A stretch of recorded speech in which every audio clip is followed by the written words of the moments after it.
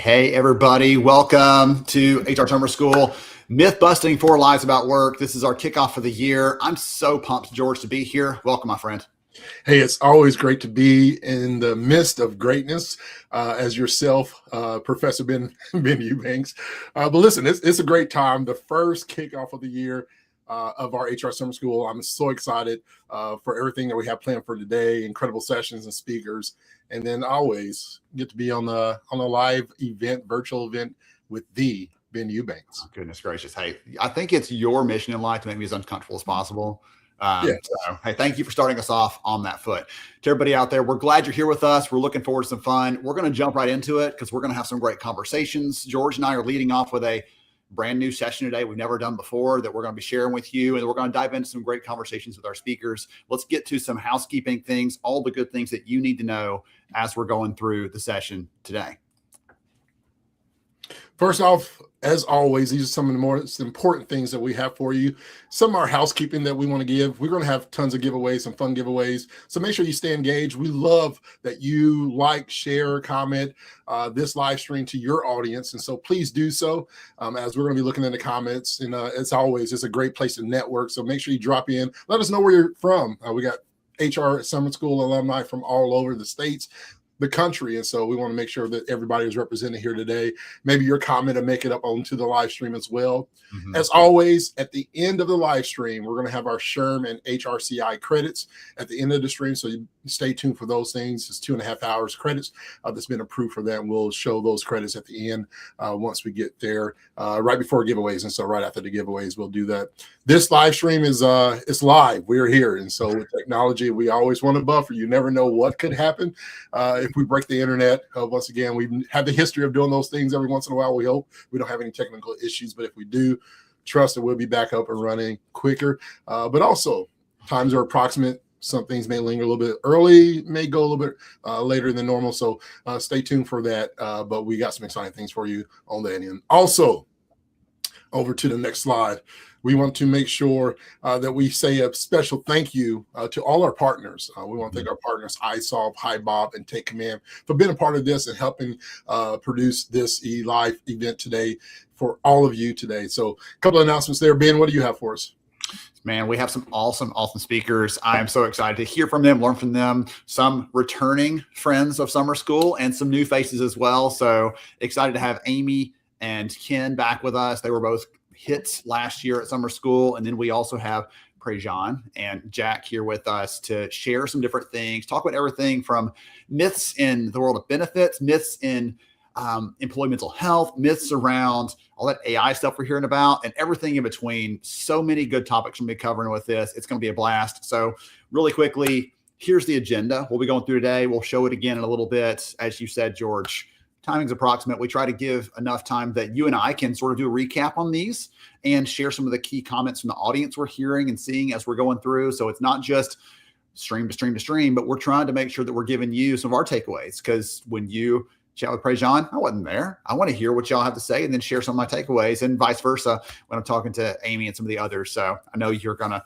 have some fun with that one. So all the good stuff. I'm seeing the comments rolling. Thank you all for already being engaged and supportive in here with us. We're excited you're here. George, are you ready to talk about some myth busting here? You ready to do it? If it's true, maybe. I don't know if you can say the word right or not. I don't know. Myth busting, sir. Myth busting. Let's do this thing.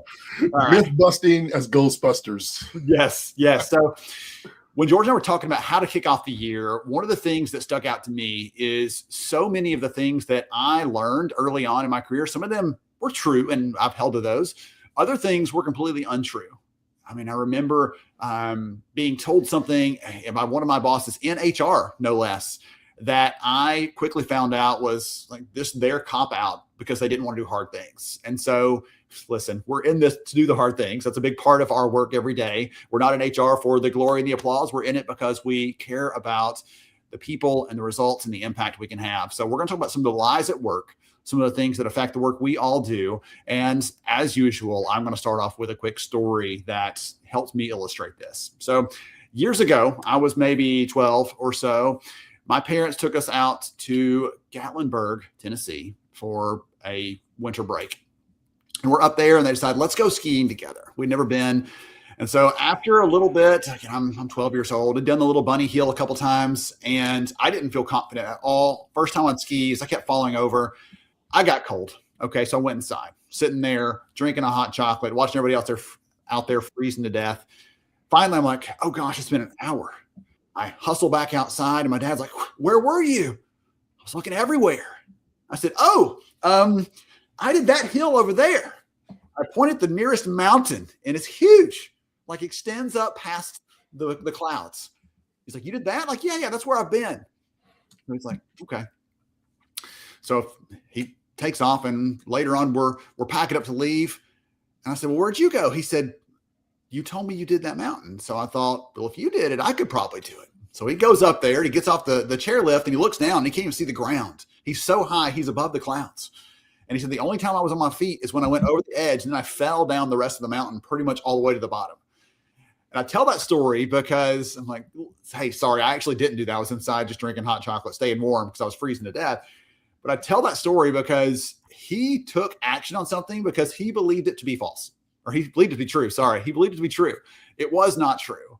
And the reason we want to do some myth busting today with all of you is we want to tell you some things that we are hearing, we have heard, we have seen that are not true because we don't want you to take action on them, believing them, or getting caught up in other people believing them because that's going to lead you down the wrong path. Probably not going to lead you to fall off of a mountain like my dad did, but it's going to lead you down the wrong path overall.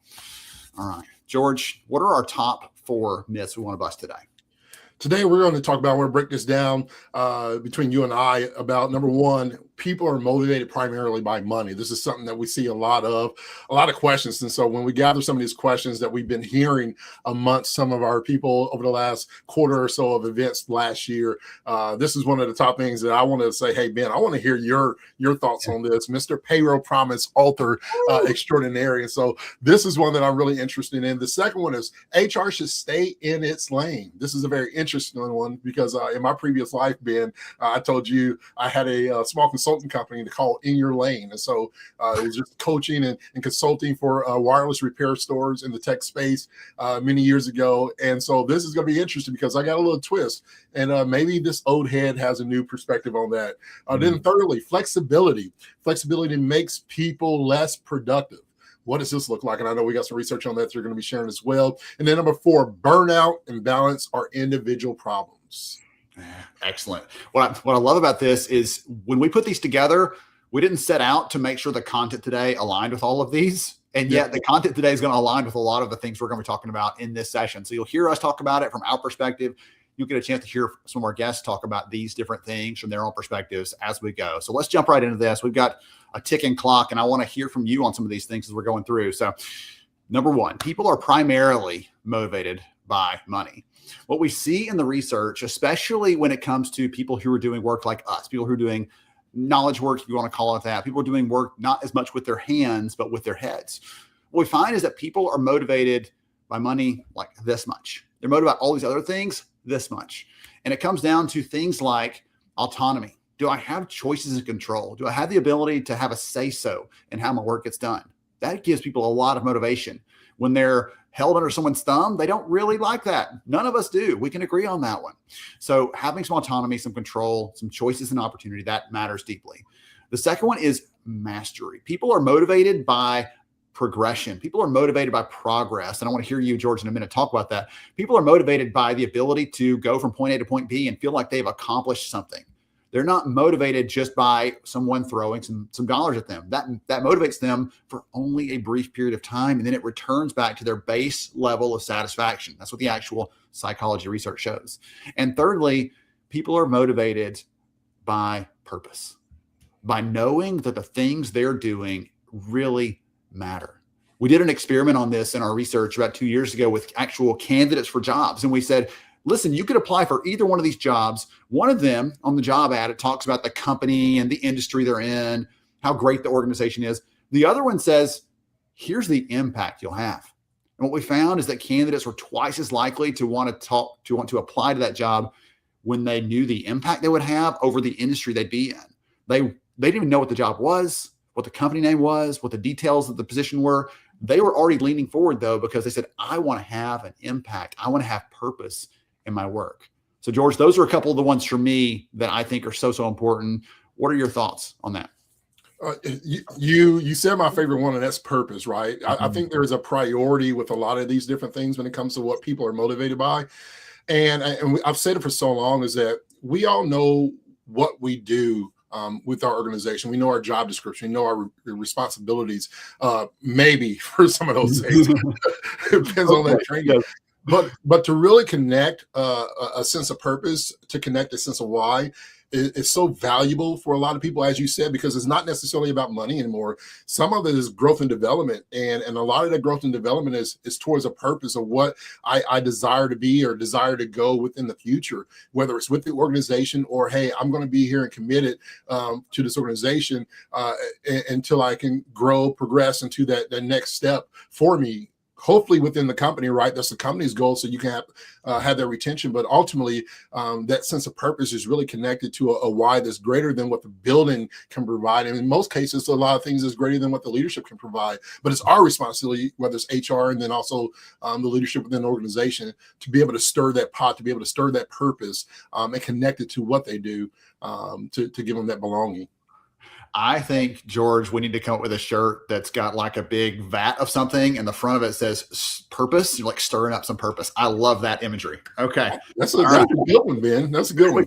Put it on a t-shirt, Jill. I'll get the credit for the shirt, maybe. Okay. All right. Number 2 here is all yours. So this is one that I'm really excited about, because prior to life, as I mentioned, Ben, that I was all about staying in your lane. And the purpose of being able to stay in your lane is I was told I was doing too much. I just wanted my hand in every fire, right? I was wanting to be in this business, be of this part of this business. And I really needed to focus. My mentor once told me, like, George, if you're trying to be good at everything, you're going to be great at nothing. And so being able to master that one thing. But here, a lot of the times, and I'll say ultimately, I'll admit something, Ben, in my previous entrepreneur life as an owner-operator, I didn't understand the purpose of HR truly, right? And why HR really does not have a lane. And to me, this myth exists for 3 reasons. Number one, it's rooted in an outdated view of what HR or compliance first is and people second, right? So it's compliant first, people second. And this stay in your lane mentality, number 2, usually means don't challenge power, don't challenge the strategy, don't challenge the pace of this. But in reality, people risk is business risk. And so you talk about talent, you talk about the skills, you talk about the culture, you talk about the trust. And I've been dabbling in this conversation a lot with psychological safety. And so that myth exists around those things. The truth is, and again, this is George-ism belief. From my own perspective, the truth to me is that we must be able to understand that HR does not have a lane. HR has a line of sight that is across the entire organization. It should be connected to all business strategies, to the culture strategy, to the sales strategy, and marketing strategy, to the people strategy, right? What is the purpose of our people, as we talked about, in that priority? Because I believe in it, that strategy fails or succeeds through people. Right? How they are hired, how they are developed, how they are recognized and acknowledged, how they are also led through those things. The other truth that I'll say is that the most effective organizations in 2026, this is my HR prophecy, if you will, is that the most effective organizations in 2026 treat HR as an architect, not as an administrator. And what HR must do differently to be able to help this is move from permission. And now I'm giving you a little, stir the stick with your C-suite here. I'm telling HR, move from permission to positioning. Stop waiting to be invited into the strategy and really say, this is the reason why I should be here for the overall health of the organization. And translate that. Number 2, translate people data into business outcome. It said if you don't know your data, your numbers of your business, nothing's going to change it. So how do we translate people data into business outcomes? How do we translate the revenue? How do we translate retention? How do we translate the speed and or the risk of those things? And for me, I think if we ask better questions, Ben, in the room of leaders that don't want to be asked and are not always asked, like, who breaks under this plan? What capability gap are we creating? What signal does this decision send to the workforce? And so for me, the biggest takeaway when I think about HR should stay in its lane is HR stays in its lane is the organization's drift. When HR helps design the road, performance accelerates, retention accelerates, and ultimately productivity accelerates, which means the number one rule of business is to stay in business, and we're doing so. Yeah. So someone's like, hey, what was that? Repeat the piece there. It was move from permission to positioning, right? Really thinking about that. Stop asking for permission and really position yourself. Put your seat at the table, right? For so long, we're waiting for permission to be able to have a thought on a strategy that's been down. You have the position. HR is in position to do that. We don't need permission. We just got to be able to take authority of the position that we have and speak. Worst case scenario, what's going to happen? Goodness gracious. I love it. I'm thinking about some of our data last year we collected on data. That was kind of a meta thing. We collected some research around how HR teams, like all of you, use data or try to use data day to day. And we found that so often we overestimate how well we're telling stories back to the business, back to the managers, back to the leaders about what we're finding, what we're seeing, and what they can do with that. And one of the big takeaways in that research was don't just show up with a bunch of stuff and data. If you want to sit at that table, like you're talking about, George, show up with an insight. Hey, instead of saying these things are happening, say we're seeing this trend. Here's what we should do. Here's what I recommend. And actually giving something based on your expertise and not just sharing a bunch of stuff and assuming they can make the best of it. And by the way, someone said that left picture there looks actually like the roads of Houston, pretty close. So might be. There we go. All right. So great takeaways there.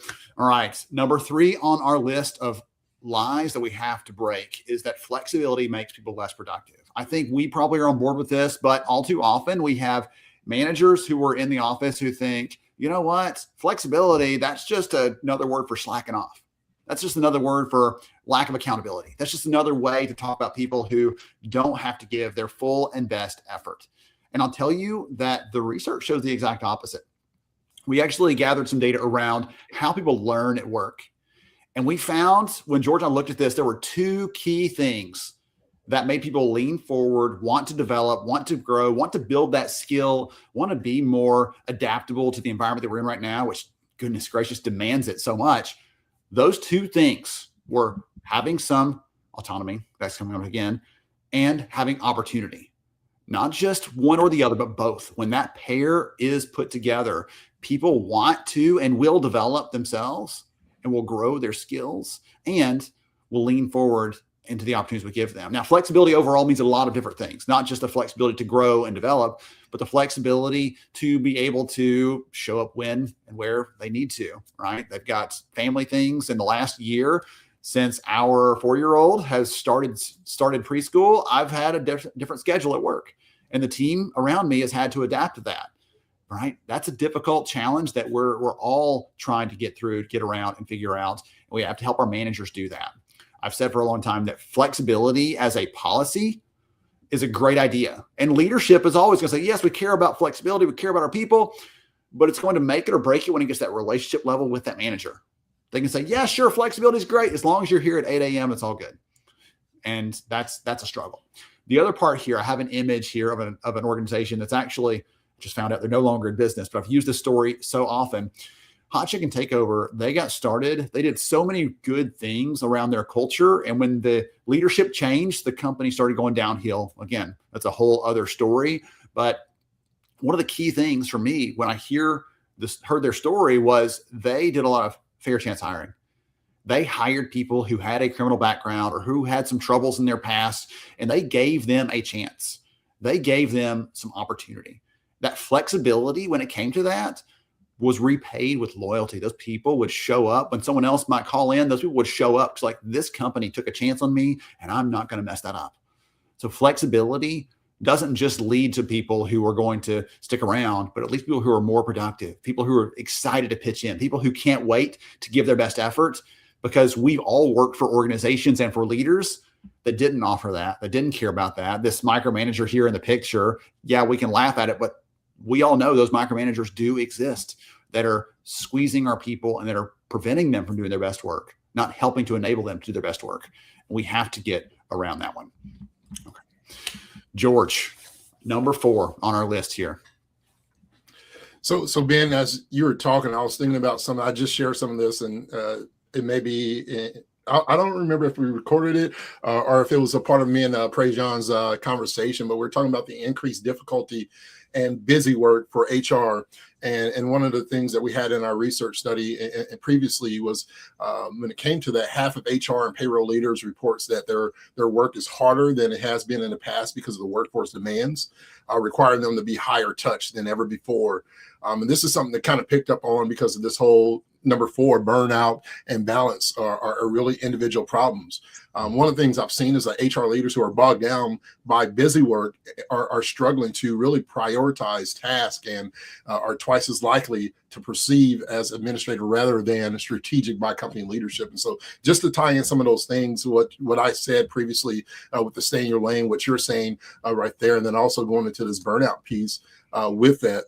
I had a person say to me, and this is a gentleman that is my age, so 40s or so, entrepreneur, very successful entrepreneur, Ben, when we were chatting just last year, not understanding why, again, we come from this old adage that we're not just cut from the same cloth anymore. When I grew up, right, my grandfather said, if you wasn't out when the sun rises, then you're late to life. And so these myths that included all these different mentalities from different generations. And I think more than ever, I'm so grateful that we've taken the time to not only acknowledge, but also accept. There's one thing to acknowledge that there is a problem, or acknowledge that burnout is an issue, or even acknowledge that mental health, and we'll talk a little bit about that in sessions later, but to be able to acknowledge these things exist. The myth is so dangerous when it comes to burnout because it frames burnout as a personal weakness instead of a systematic issue. It leads to the surface issue, that surface level solutions, right? Where, hey, maybe I need to do more yoga, or I need a mental health app, and there's great ones out there, and I'm not knocking them, but it's more than, and it's deeper than just those things when it comes to resilience and training, time management tips, or priority management tips. The dangerous of what it really ignores. It ignores the role of leadership behavior that may be causing some of these issues or lack thereof. It ignores workload and workload design and recognition issues within the company. I think when it comes to burnout, the truth to me is that burnout is not caused by a lack of resilience. It's caused by a chronic misalignment within the business and organization and what we are acknowledging or lack thereof as leaders. When I think about the effort that employees are putting in without recognition, just from a mindset standpoint, what that does to an employee when they're not recognized and or acknowledged. And I want to understand that there's a difference between recognition and acknowledgement on those things. But when there's no effort from leadership on the recognition aspect, you think about responsibilities without authority. And what that does, the urgency without recovery. We're so quick to do things at the end of the year. We're ramping up deals for HR benefits and everything is swapping over. And so we're updating all these different things. And there's such urgency. And then we're in the holidays, and next thing you know, it's the new year, and we got to push to make Q1's sale goals. And there's such urgency without the recovery mindset. And we don't think a lot about those things in particular. Another thing is that if large portions of the workforce are burnt out, and it's not an individual failure, it's an operating issue overall. And I believe what we as an organization, I say we because I come from a mindset of an owner operator, what we have to do as an organization, as leaders, not just HR. This is not just HR's ownership. This is C-suite and above, that we have to recognize some things. Is number one, leaders create the conditions where burnout either grows or shrinks. Leadership is responsible for whether or not those groups, we create that atmosphere. We are the thermostats, not the thermometers. We're setting the temperature in the room. And so we have to be able to, one, then go on and say, hey, how do we balance? How does balance shape by, right? Balance is shaped by expectations that are clear, are constantly shifting, right? Workloads that are realistic or silently sustainable, And then balance is also shaped by the time that we protected are constantly invading, right? How are we protecting the time that we are asking and or expecting our employees to do these things? And so from a strategic role, we have to redesign work, not just support people within a broken system and say, hey, I'm here for you, George, although the system is not best fit for you and these working conditions. We have to do more than just be there for somebody. We have to hold leaders accountable for how work gets done, not just what gets done within the work. I want people who are healthy and producing versus productivity that is dying and killing our people from a mental aspect and from a burnout aspect. And so we have to normalize conversations about capacity. We have to normalize these conversations about their mental health and burnout areas, and not just performance. Performance can't be the norm conversation. And so when we ask people, how are you doing? It's a pause. It's a really caring attitude. It's an empathetic leadership mindset that we must be able to take away. And so you don't fix burnout, in my opinion, by asking people to cope better. You fix burnout by developing work that people can actually sustain. I'm watching the chat over here and listening to you at the same time, and I'm like getting a little overwhelmed myself. There's so many good comments, good feedback there on that. I think you hit multiple chords with that. I love your approach there, George, where it's not just about you deal with that, let me know when you're good and when you're all over that so we can get back to real work. Yeah. We employ people. Yeah. You don't employ just a job title. That person is a full human, and you can't carve out everything else. You can't take that away. You see things like the data that show 7 out of 10 families are living paycheck to paycheck. You can't say, hey, I need you to leave all that money stress at the door and just show up and get your stuff done. They're going to have that weighing on them. So someone asked a question earlier that I want to go back to really quickly because it ties into some of these other things we're talking about here. Christina said, what about management that are using return to office as an excuse to thin out the workforce? And I'd say that's absolutely happening. And the thing that hurts me the most about that is the people who are being peeled off by that whole return to office thing are the ones who are trying to balance out that they're a real human, a real person, and they're not just whatever that job happens to be. People who have responsibilities caring for an aging parent, caring for a child with a disability or something else. Those people are the ones who are going to be the most affected by that in a negative way. And they're the ones who, George, you're talking about, are carrying the heaviest load emotionally. Yeah. It's amazing. I'm thinking even just this week alone, man, I got, a cul-de-sac full of kids downstairs right now, because here in Indianapolis area, just Indianapolis area for me, we received 15 inches of snow in my front yard over the weekend, and now it's negative wind chill temperatures. And so we went from school delays to school cancels. And it's, how do you pivot from that when people are saying you have to get to the job? For me, if I was to make my one take for the day, and I know I'm making this early, I think the biggest lie about work in 2026 is that people problems are separate from business problems, and they're not. They're the same problem, just viewed at different angles. Yes. My favorite thing to say is, hey, companies don't solve problems. Companies don't serve customers. Companies don't create products. Your people do all those things. Yeah. And if you stop seeing them as people, then you're going to stop getting the best that they have to offer, the best that they can bring to the table. And so many good comments here on this one. I'm thinking about part of what you and I are researching this year. One of our big themes is the very human future of work in a world that's telling us that humans might not matter as much anymore. AI is all the rage. That's the big focus. Like, no, humans matter more than ever, especially in a world where there's all this automated stuff.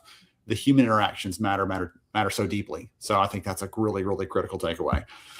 All right. So that was our kickoff. Goodness gracious. I'm like all pepped up and pumped up. I want to spend another half hour on this, George. So George and I are sharing this with all of you as a way to get the ball moving, get us rolling. We're thinking about myths as we're going through today. If you have a myth, if you have a thing that you believed about work, a lie that you believed about work that you want to throw into the chat at some point today, please do so. We're going to be looking for those, tagging those, cataloging those, and we'll be using those as part of our giveaways as well for later on. So if you want to throw something in there, that's not the only way to get on the list to get some goodies, but it wouldn't hurt your chances. I'll just say that much. So you got a myth that you think we should have covered in this, feel free to throw it in there. We'd love to hear from you.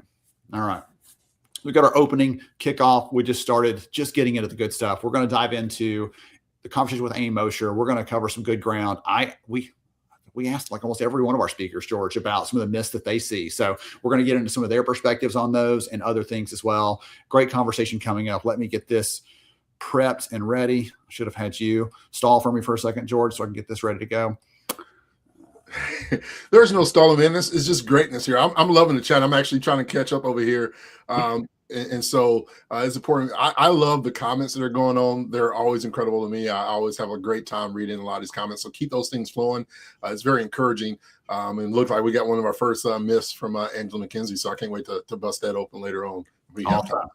Good stuff. All right. We got Amy's conversation ready to go. Here we go. And we're so glad you're here with us today.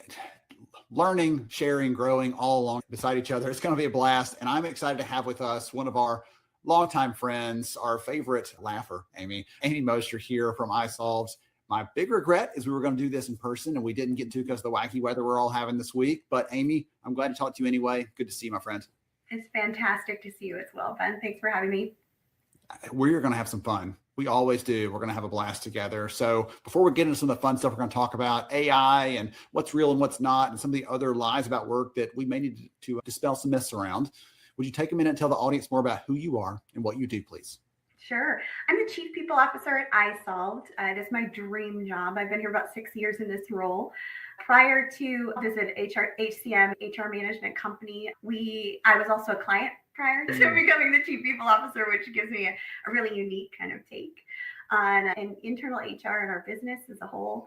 And I've got about 25, oh my gosh, I'm going to date myself, almost 30 years of HR experience. I've done almost everything from the ground up. So again, makes it super unique, I think, as an HR practitioner to have all of that varied experience. No one told you, but you're supposed to say 20 plus years at this point. Someone told me that the other day. I was like, you know what? I'm counting up the years. Like, just say 20 plus and save us all a little bit of on-stage math. And there we go. Like, thank you. I appreciate that, Ben. I appreciate the uplift there. I'll be sure to. I'm sure. Listen, you and I both know someone right now in the chat is saying 20 plus years here. They're claiming that themselves. So we're all good. We're all friends here.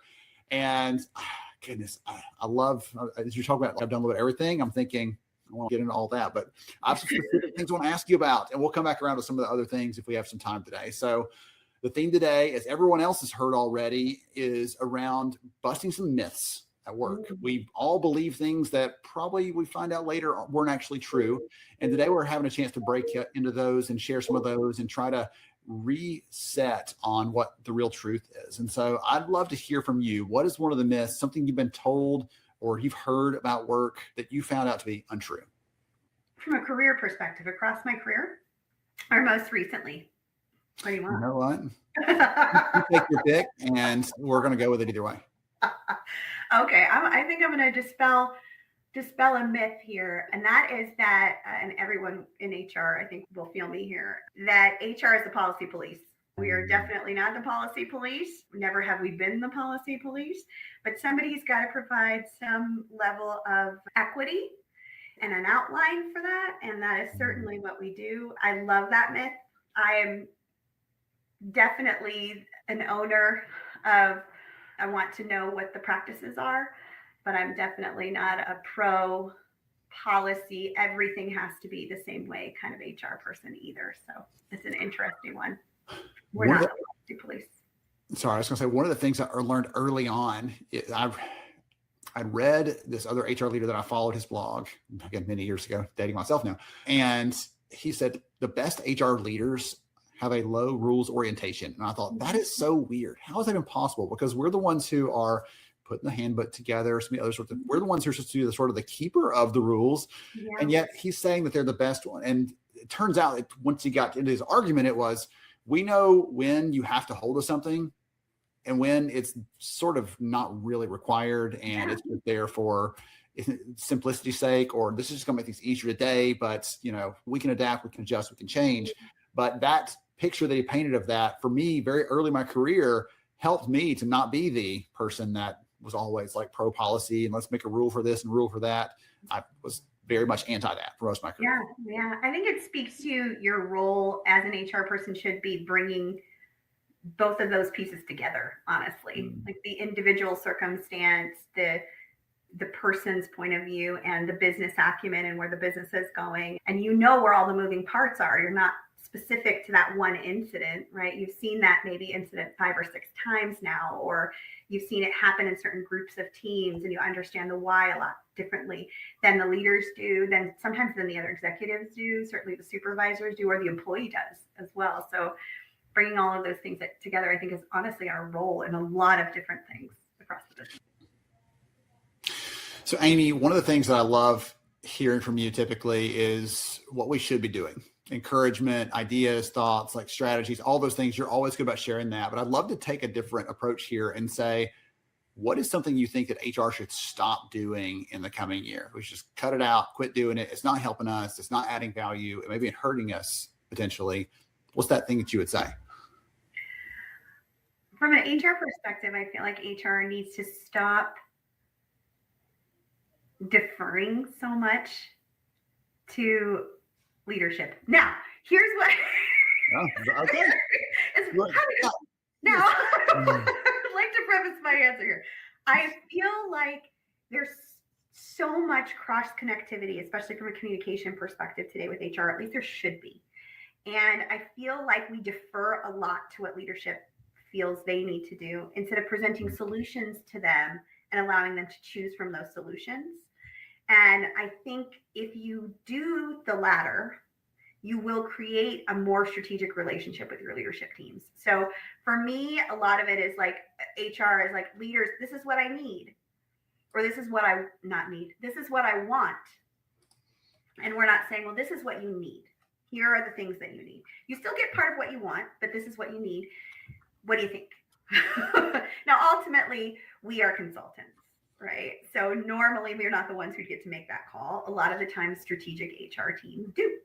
But until you're there with a seat at the table, providing that level of direction, coming back with the what you need, I think a lot of HR teams just go, okay, I got that for you.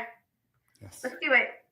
And a lot of those decisions are made in a vacuum, or maybe only create issues in continuity or inequity across the business. There's a lot of pieces that one leader or just one group of leaders or just your CEO might bring that they don't know the full picture, but they don't know what they don't know, but you do. So bringing that kind of consultancy back, I think, is really important. I need you to raise your right hand for just 1 second and say, I do not know what Ben and George talked about to open the session today. I do not know what Ben and George talked about in the session today. One of the myths that we busted to start us off today is HR should stay in its lane. Just stay over there, do your thing, be the policy police, right? They should just stay over there because don't rock the boat, don't stir things up. And so that was so fun to hear you say, stop just deferring, stop just responding to things. That comes back to our big theme of the last year was, don't just be reactive, be proactive. Show up and happen to something. Don't just let things happen to you or to your team or to your department overall. Yes. Yeah. Okay. All right. One more question for you. I'm having so much fun, as you can tell. One more question for you. All right. So I've talked about the coming year, some things that HR should stop doing. All right. I want you to fast forward farther out. Okay. You were looking back at the impact you've had, the legacy that you've had as an HR leader, sometime when Amy is 50 plus years and okay, I'm hanging it up finally. What do you want your legacy to be? I think about this a lot. And it's changed over time, I feel, as I get more tenured as a person and also as an HR professional. I think I want to have been authentic, approachable, and to touch human beings as individuals more than I want to be considered a great HR leader with business acumen who was able to assist in the transformation and growth of her business at a scale of X. Like, that's not why I do this.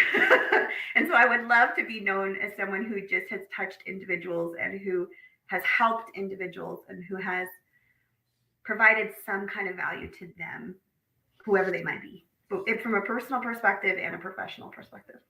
What I know of you, there are lots of people that could say that number one is already true, right? That they've already been impacted by you in a positive way. I know I could say that I see and respect you and I've been affected by you in a positive way. But I know your day job, you are paid to do the second one. I know. So how do you reconcile that tension that those two things sometimes are opposing, or sometimes it's hard to have those circles overlap? Anything that you'd share with someone else is, hey, Amy, listen, we do similar work, but I want to be like you when I'm done with this. I want to be able to say I had an impact on the people, and then I look back on the relationships and the value there. Anything you'd share with some of those people about how to navigate that? Yeah, I think sometimes we are business advocates, and sometimes we do have to defer to maybe what we don't feel like is doing a service to a particular individual, or providing that level of authenticity for an individual or support to an individual isn't something that we could do as a business advocate, for example. I think of neither being mutually exclusive, right? So it's always a little bit of both for me. Oftentimes, though, people are associating that relationship from a personal perspective as providing them with their want and not their needs. You're not actually serving them. We could put our psychology hats on right now. How many hats you're close enough to put on? I was looking for a hat. Right. And so they don't realize that what you're doing is actually serving them, even if it feels contrary to them as an individual. So when you're like, again, what's best for the business isn't always not great for the individual, and vice versa, right? Mm-hmm. So from an HR perspective, I think I err on the side of empathy, equity, inclusion. My brand is accessibility, so that people can understand that, and it's honesty. If it feels like I'm going more one way than another, and it's impacting my relationship with an individual negatively, or they're not feeling the value there, sometimes that's because they don't understand the why. And I'm very accessible, and hopefully I've helped them to understand that. So further in their career, they'll go, oh, I don't have to take that personally, for example, because I learned from Amy that this is what's actually going on there. And I feel like that is helping people. Even though I had to make decisions maybe that were contrary to individuals. I also feel like everything happens for a reason. And so if I look back on the times when maybe I wasn't able to provide that level of individual support to particular individuals, like everything happens for a reason. Like your lives are on a trajectory, and you get to make choices for sure. But philosophically, I feel a kinship to kind of moving where the universe is taking me here as well, and not fighting against it either. I think it gives me, not you, but me, a lot of comfort. It's a comfort with the word that's coming to mind for me. Yeah. And especially someone who has to make sometimes really tough decisions a lot. Look, a hypothetical person that may work in a field that rhymes with human resources. Yes. Yes. And you're impacting other people's lives, and you've got a lot going on. It helps a lot to be able to justify it with you're making the very best decision that you can in that moment, and you do have consideration for that individual, and you know that you do in your heart. And so even if you have to make a decision that feels contrary to that, you know that you had that as a consideration. So it helps me a lot. I was coaching a friend who's a manager who had to go through his first termination recently for someone. Oh, nothing like the butterflies of a first termination. Afterwards, he was like, listen, my HR person was there with me. It was as painless as it could be. But he said, it hurt. Mm-hmm. I said, that's good. When it stops hurting, you're probably not in the right place anymore. So regardless of what, happened in the situation, whatever else, no one wants to do that decision. And so it should always probably hurt you a little bit. And that just means you're human. I say the same thing to managers. If it's not feeling uncomfortable, you're not in the right place. You need a change of heart to get you back around. When I asked you a minute ago, you were trying to stop between two answers. Did you have a second answer that you were thinking of? Well, most recently, I think there's big myths around AI and the use of AI within business. No. Capital perspective. Okay. We might be able to thread a little bit into there if you want to go that direction. Bring it. All right. So for me, I also love the concept of the increasing value of authenticity from a work perspective, just from an employment environment perspective, and how important it is for leaders to create authenticity with their teams even more than ever, because anybody can write a really great email now with AI. want to come back to authenticity, the value of that. Mhm. I was thinking about, I heard from a friend who's a marketer recently, and she said, today, if you've seen marketing that's had human hands on it, then that's a novelty. It's uncommon because so much is just handled by AI now. It writes all Yeah. these headlines, everything else. Yeah. And unfortunately, I can see a future where that's the same sort of thing, where if you have leadership interaction, or you have an HR team that is pick up the phone and calling you and Yeah. checking in because they Yeah. heard that your mom wasn't doing well. Those sorts of things are going to be novel because people are going to just get so much other things done through AI, essentially. Your chatbot. Yeah. Your chatbot. I was going to say, talk about how we can help our leaders maybe see the importance of that or feel the importance of that. Because I think the audience we're talking to here, they're like, yes, Amy, I'm with you. But then they've got to go and convince a leader to say, hey, I know that new AI tool is really cool, but here's what it's costing you to be using that. Yeah, you're saving a little time, but it's costing you this other thing that you can't see right now. Yeah. There's something really interesting happening right now. So, and from an AI adoption perspective, I think across leadership populations that I'm seeing, and that is that your highly technical leaders who very often are not as great at creating easy sound relationships and communication and things like that. It's not unusual to see that someone who's very highly technical maybe isn't as great at some of those other things. Those individuals are used to leveraging technical tools, which AI is a technical tool. And so you see those leaders, even from supervisors, picking this up and going, oh, this is so great. I don't have to think about this email that I have to send out. I don't have to think about this report that I send out. I don't have to think as much about putting these slides together as I used to, and analyzing the data as much as I used to.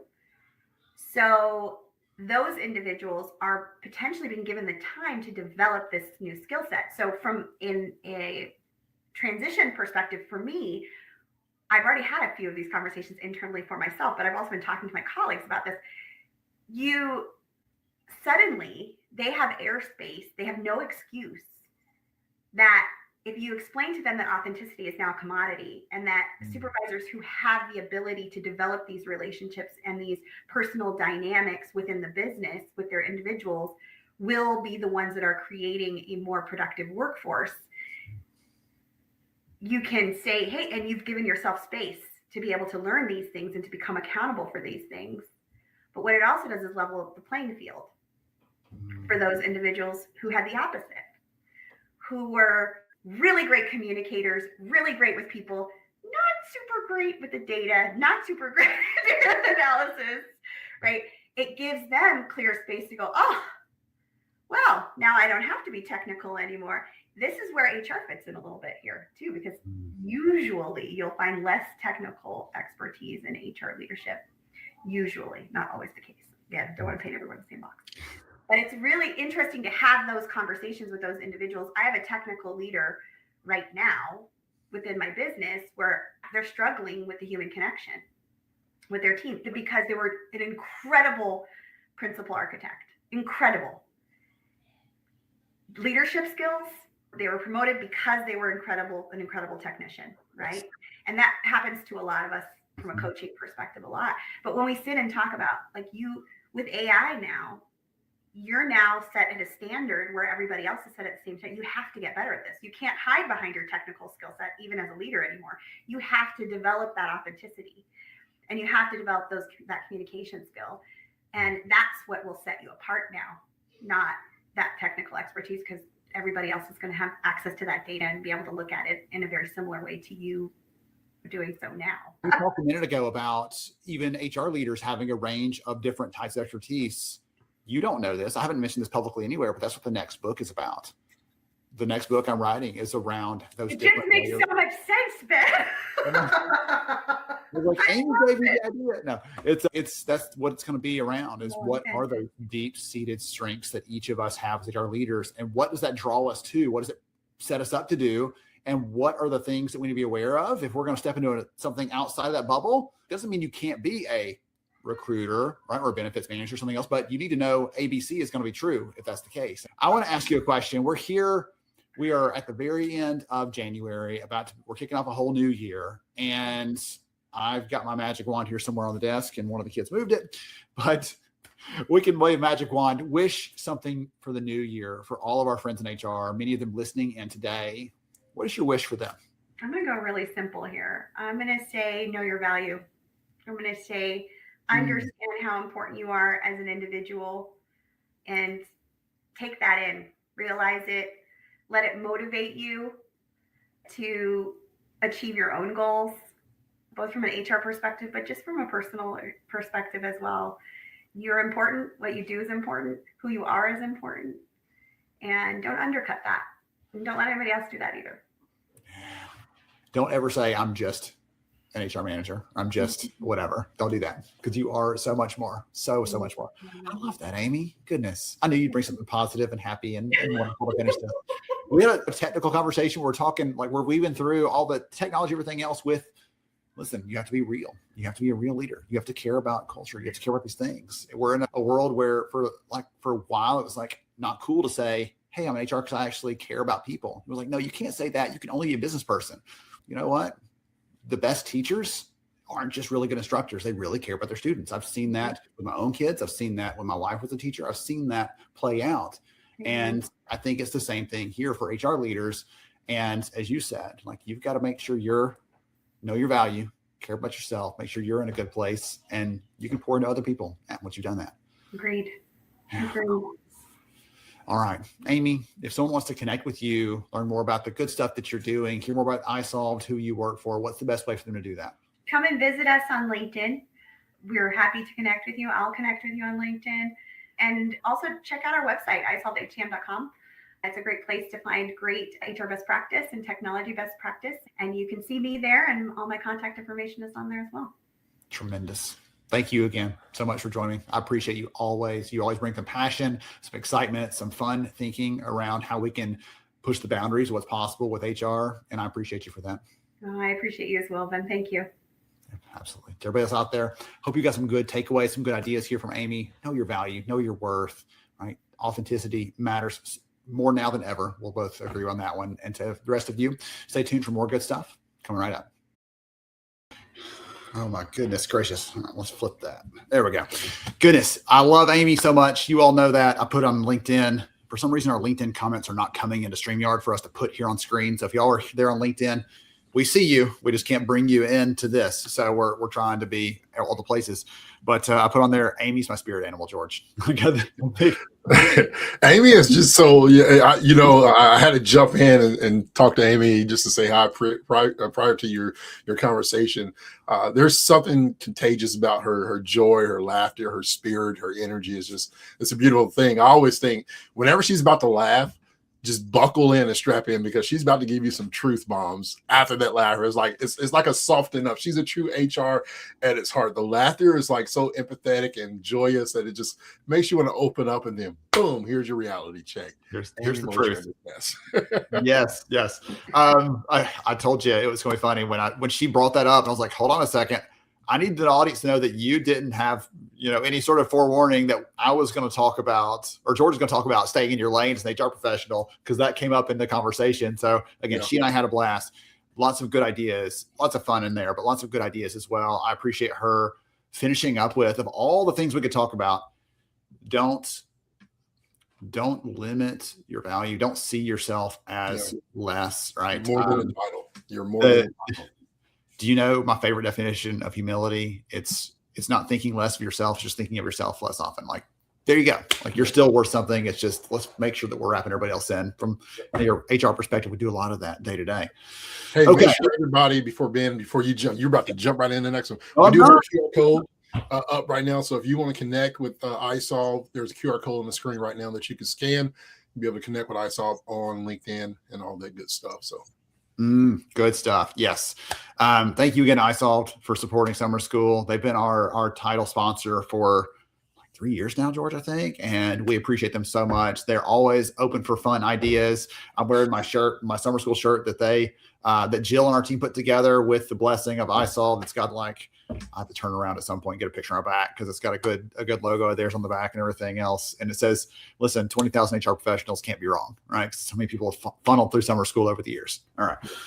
enough chitter chatter. Let's get into our next session. So I love to talk with Amy about some of the broad things that are changing. I'm going to talk with Jack Cooper from Take Command in this next session around benefits specifically. We're going to get into nitty gritty, the details there, but for the purposes of talking about how some of the things we believe probably may not be true anymore, especially with some of the recent changes around legislation for benefits. So again, we're going to get into some like nitty gritty stuff here. Hang with us. We're going to get some good ideas out of it. And George, I want to look for you to have some comments after we're done here around what you thought from Jack's session. So I think his first thing he's going to talk about as a myth is going to be the one that you love most. I'll have to wait and see if, here we go.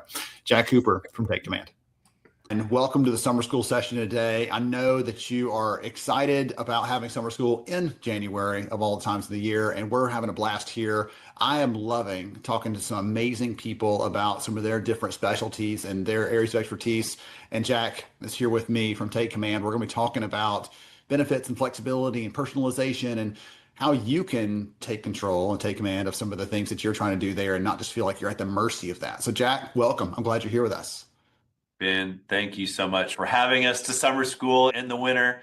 Super excited, as you said, to talk not only to admins, but to you benefit admins out there. Some of you wear multiple hats and do it all. Others, you get this benefit admin hat or helmet, whatever it could be, and excited to talk with you today.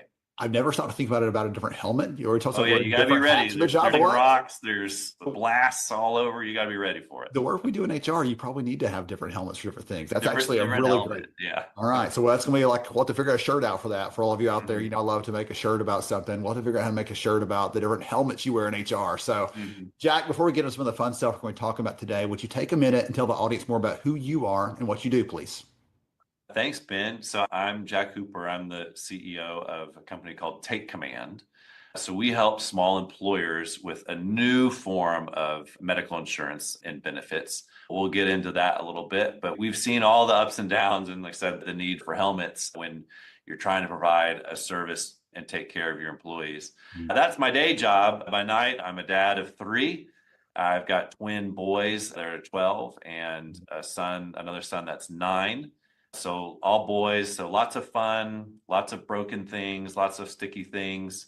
I'm also a big user of the healthcare system. My youngest son is special needs. So he's doing great, but I've haggled and argued with every insurance company you can possibly imagine. So I've got my professional day job arguing with insurance companies and then my personal life arguing with insurance companies. So know how to get that done from both sides. And then been married for going on 17 years now, and I think thankfully all good there.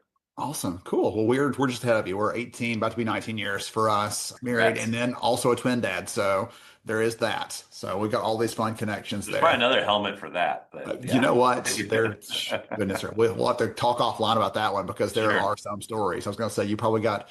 With 3 boys, you probably got some fire extinguishers around the house too. Just fire helmet. Of all the things that you could be doing, I mean, you could be spending your time doing a lot of different things in your life. Why the benefit space? Why is that what you're spending your time and your effort and your energy on? It's a great question, Ben. My previous career actually was in intelligence. So I used to be cool. Now I'm even cooler. I'm in the healthcare space, right? For me, though, it really was a passion project. I mentioned my twins when they were born. They were a huge blessing, but an even bigger surprise. And to give the short version of my story, the way I got into it was just trying to figure out, all right, what are twins going to cost? Like I just started grad school, just moved across the country. I had to get student loans to pay for the twins. That's how responsible I was at that point in my life. And I just needed a ballpark. Are they 5,000? Are they 500,000? What am I going to have to pay the hospital? And it's really my personal journey of, like here I am with a blessing, right? I'm twins. Agonizing a lot over of people are dealing with cancer or tough stuff and not having any visibility or opportunity to even understand this market. It's like, there's got to be something better. There's got to be better tools, better ways to equip employees, individuals, as well as HR managers and leaders. And that was really the spirit of Take Command. Was it started as a personal project to just figure out how much in grad school loans do I need to pay for twins, and then that's grown into where we are today. But it's twisted and turned a little bit, but maintains that same ethos and spirit of, hey, let's peel back the onion of this healthcare system, which is complex, and let's deliver something simple and straightforward that employees will love and employers will love. And so far, so good. It's been working. Yeah. All I could think of is when number three came along for us, we paid for all the deductibles and stuff for him to be for my wife's maternity care.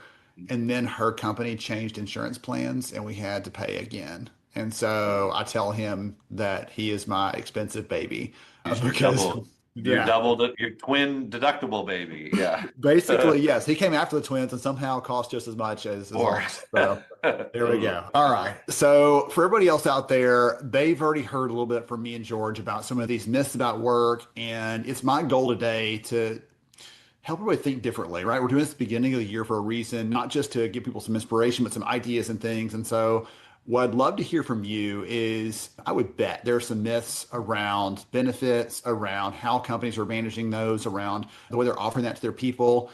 What are some of the myths that you and your team see when it comes to the benefit space and how companies do that right now? Ooh, good question. There's a few myths out there that I think are important to dispel. The first one is that, hey, we've got to get on a bigger group plan to try to save money. We get where that myth comes from. That's been the status quo for decades in this country. And the idea of getting health benefits, what's going on in the background, right, is insurance companies, they love selling group benefits because it allows them to assess risk and they can look at a population and they can use your employee group as kind of the underwriting unit and say, hey, if you've got 10 employees or 100 employees or 1,000, we can wrap our arms around that. And if everyone participates, we know that we'll get enough healthy people to offset the ones that need more health care. But there's this big rush. When you think benefits, people think, I got to get on the group health plan. And the reality is like that model is just not working. So if you look at history over time, we're seeing group premiums go up 8 to 15% every year for the last 8 years. So that can be a beatdown when you think, hey, I'm trying to herd everyone together on a group plan, and that's going to help us negotiate and save money. That's true if you're Walmart. I have a feeling most of our audience here today is not Walmart or American Airlines or something like that. The reality is if you're a 50 life nonprofit or a 100 life software company or a 2 life dental firm or accounting agency, you can try to negotiate with your local hospital and try to get those group rates to bring things down, but it's just not going to happen. So that's the first myth is don't run with the herd into the group plan. History shows it just does not work. The second myth, I think, is really kind of around the opportunity of helping people, especially HR, understand what's out there now. There's a lot of great brokers out there that want to sell you a lot of things. That's really great for the broker. There's a lot of great brokers that want to sell you things that's great for you and your employees. One of the most common ones we're seeing now are these defined contribution arrangements. So people need to know there's some new rules that went into place in 2020 that allow employers now, instead of trying to cobble together the group health plan, can actually give employees money tax-free that they can then spend on their own individual insurance. And people say, well, hold on, wait, individual insurance, I've heard it's crappy, I've heard it's terrible. In some markets, yes, but in most markets, people will be really surprised when, oh my gosh, hey, there's the same plan that I was gonna buy as a group, I can buy the individual version of it and it's 20% cheaper. Like, why is that? Like, how is that? And then for my employees that actually want to go to a different doctor or use a different system, now they have some choice and flexibility. So the beauty of it is that employers can just give money, employees can pick the plan they want that has their doctors and prescriptions. And it kind of takes, we're all at Ben helping admins, HR admins do their job better, but in a weird way, it kind of takes you out of the benefits business. So you get to give a benefit and then step back, which is a huge relief to a lot of clients.